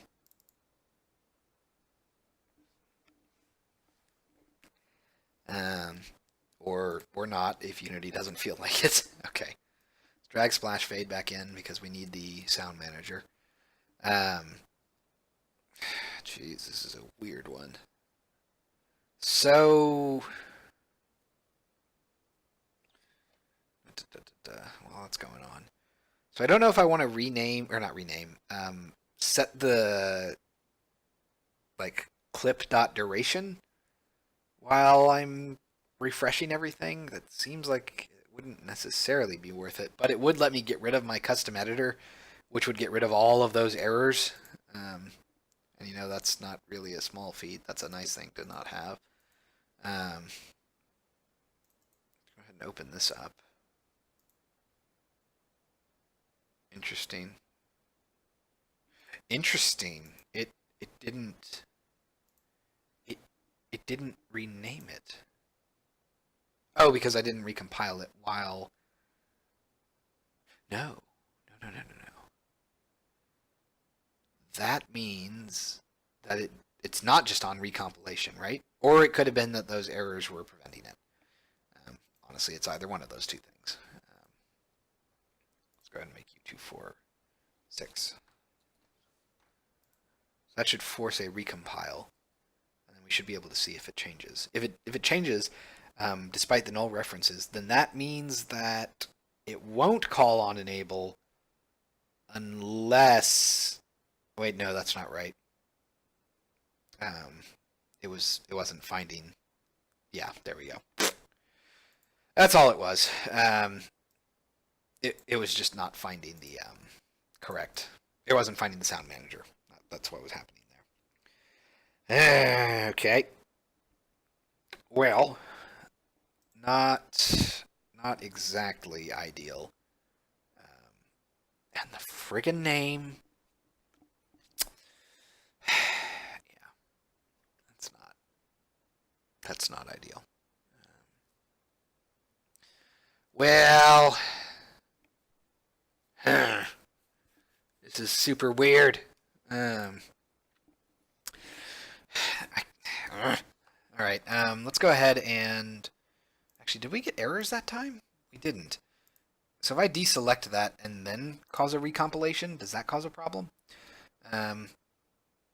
Where are you? Track, here we are. Let's pump you down to 24 again. Alright, so if we get a bunch of null references, then that means that those null references only show up when you don't have the asset selected. So when you don't have the timeline clip selected, it seems like it'll fire those. It doesn't. Okay. Interesting. But it did call test24, which means that isDirty was set to true, which is interesting, because I think that means that this must be firing. Debug.log. Oops. I'm just say like test. Oh, whatever. Tets1. I'm curious to know if that's firing every time it recompiles. They really need to comment these scripts or these functions a lot better, because I have no idea when half of these fire. So I don't know when to expect anything. We'll find out if this... Oh, good. So... Does create track mixer happen more than once? Let's get rid of you. Nope. Okay. Let's turn you off. Let's swap. Let's clear you. Let's go back. Wait. Oh, that's better. That's better. Okay. Okay. So we do want to do it in this function then, because it seems like create track mixer is created whenever that actual track comes into being. So that is actually much better. So I'm just going to go ahead and move this. Wow, that is... Oh, it's because I was hitting the Windows key. Let's see, I'm going to grab this. And we're just going to put this here. Boom. Then we don't care about on enable. I don't care. I don't have to have an isDirty. I can just have a create track mixer. Just do it there. That'll work. Okay. That's exciting. Now I just need some form of refresh function that I can call, which is going to be a little bit more difficult to do. But with that, oh, that's interesting. Does it happen? Actually, just out of curiosity, I'm going to go ahead and do another debug here. Debug.log. We'll do test1. I want to know if this happens whenever I collapse my grid here, or if it's just whenever I open up the timeline. Because if it's just whenever I open up the timeline, then that's actually what that's what I would want it to do. I would want it to be whenever I open up the timeline. Okay. Good. So if I turn you off, come back. Oh, that's interesting. That's interesting. So if it's... So it's when preview is checked. Is it every time? Ooh, it happens several times. It happens twice. Ugh. not ideal. Okay, so we're in a better spot now. It's still not going to automatically rename them, but it should. Oh, oh, ah! Oh, that's exciting. Okay, hold on. Let's go back here. It's anytime. Yes. Yes. now the real one. Does the name change? Yes. Awesome. Okay, that's exciting. I didn't even mean to do that. Cool. Um, so this is a good and a bad thing. It's good because it's working. It's doing exactly what I want it to do. It's bad because I don't know why. Um, it obviously has something to do with the create track mixer. So I guess create track mixer just gets called whenever you do anything to that track. Let's go ahead and we'll clear this. I'm going to try just changing something else on one of the other ones, which isn't really going to do anything. I don't think. Well, it did actually. It's a little hard to tell when this is going to happen, but so we're at 2 instances of that right now. We're at 4. Interesting. So if I toggle you open and closed, we're at 6. If I toggle you open once, 7, 8. Interesting. So it seems like anytime you do anything with the GUI, that's not ideal either. What could we do about that? So it seems like anytime you do anything with any clip, all of the tracks get rebuilt. So okay, that means that I probably need to have some sort of just a check. So can I do something like this? Private bool is dirty is equal to false. No, that won't. I wouldn't know when to set is dirty to be true. Uh, no. What if I did this? It's equal to true. If is dirty, we'll say is dirty is equal to false. Okay. So this should. Let's go ahead and put in a debug there. Debug.log. Dirty. So what should happen here is it should be set to dirty once. Also, we're still getting that, huh? Or not. Weird. Whatever. So maybe this is kind of weird. Let's go ahead and open you up. That's not super great. Ah, no. Ah. Okay. So what? Do I want to do this? So it's like backwards from what I would expect. Basically, what I'm wanting to happen is I want is dirty to be false, or I guess apparently true. Wait, no. Yeah, I want it to be false so that I can set it to be true. Okay, so that one did it. Let's go ahead and change some things. You're not gonna. Yeah, that doesn't work. Ugh.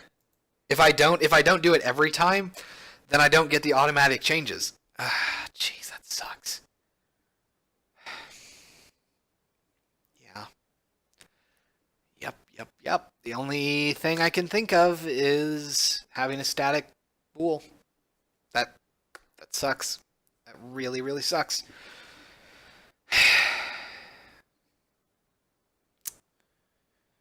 Okay. Well, boo. Um, ay, ay, ay, ay, ay, ay, ay. I guess for the time, I don't want to make it static. I really don't want to make it static. We'll set you to be false. False.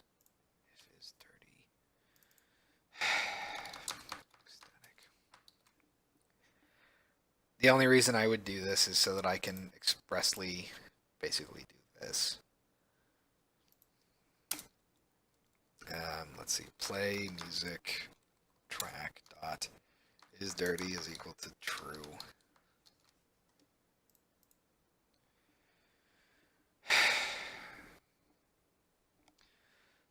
I mean, it's not terrible. It's just really annoying. Especially because this means that if I have multiple music tracks, which is highly unlikely, admittedly, but if I ever do that, they're gonna freak out every time I try to do something because it'll get set to is dirty, and then all of them will have to rebuild. I can't do it on a single individual track. It's very annoying. So let's open you up. Let's change you to, yep. Good there. And then let's go ahead and just mess with this. So, boop, boop. Alright. That'll work. It just, I just don't like that I had to use a static bool. Alright. Well, then I'll keep messing with that to try and figure out how to come up with a better way of doing that, but not ideal. So, alright, well, at least we have it working. That's a plus. And we do have a somewhat better understanding of the timeline structure. We didn't get to what I was hoping to do today, which was basically redoing all of the old timeline stuff to be, the new timeline scripts, but I guess that's fine for now. Alright, announcements. Nothing really to announce. I guess a quick reminder, on this weekend I'm not going to be doing my Devstreams because I will be in Canada. I'm going to a small text adventure get together up there called Wordplay in Toronto. It's going to be a fun drive. So I'm not going to be here for the weekend, which means that I won't be able to do my Devstream. And I'll remind everyone about that on Thursday again. But, that's really the only major announcement that I had, I think. So it's a pretty good place to stop for the night. We got audio, we got music playing through the timeline. Should we desire it, we have that functionality now. And we have somewhat of a better idea of how timeline handles itself and how to manipulate it a little bit better. There are still a lot of weird things that we got to figure out how to do with timeline. I just really wish that Unity didn't have it clamped so hard. I feel like there's a lot of stuff that they really should make easier to grab. But that's a issue for another day, I guess. So as always, I want to thank you all very much for watching, and I will see you all next time.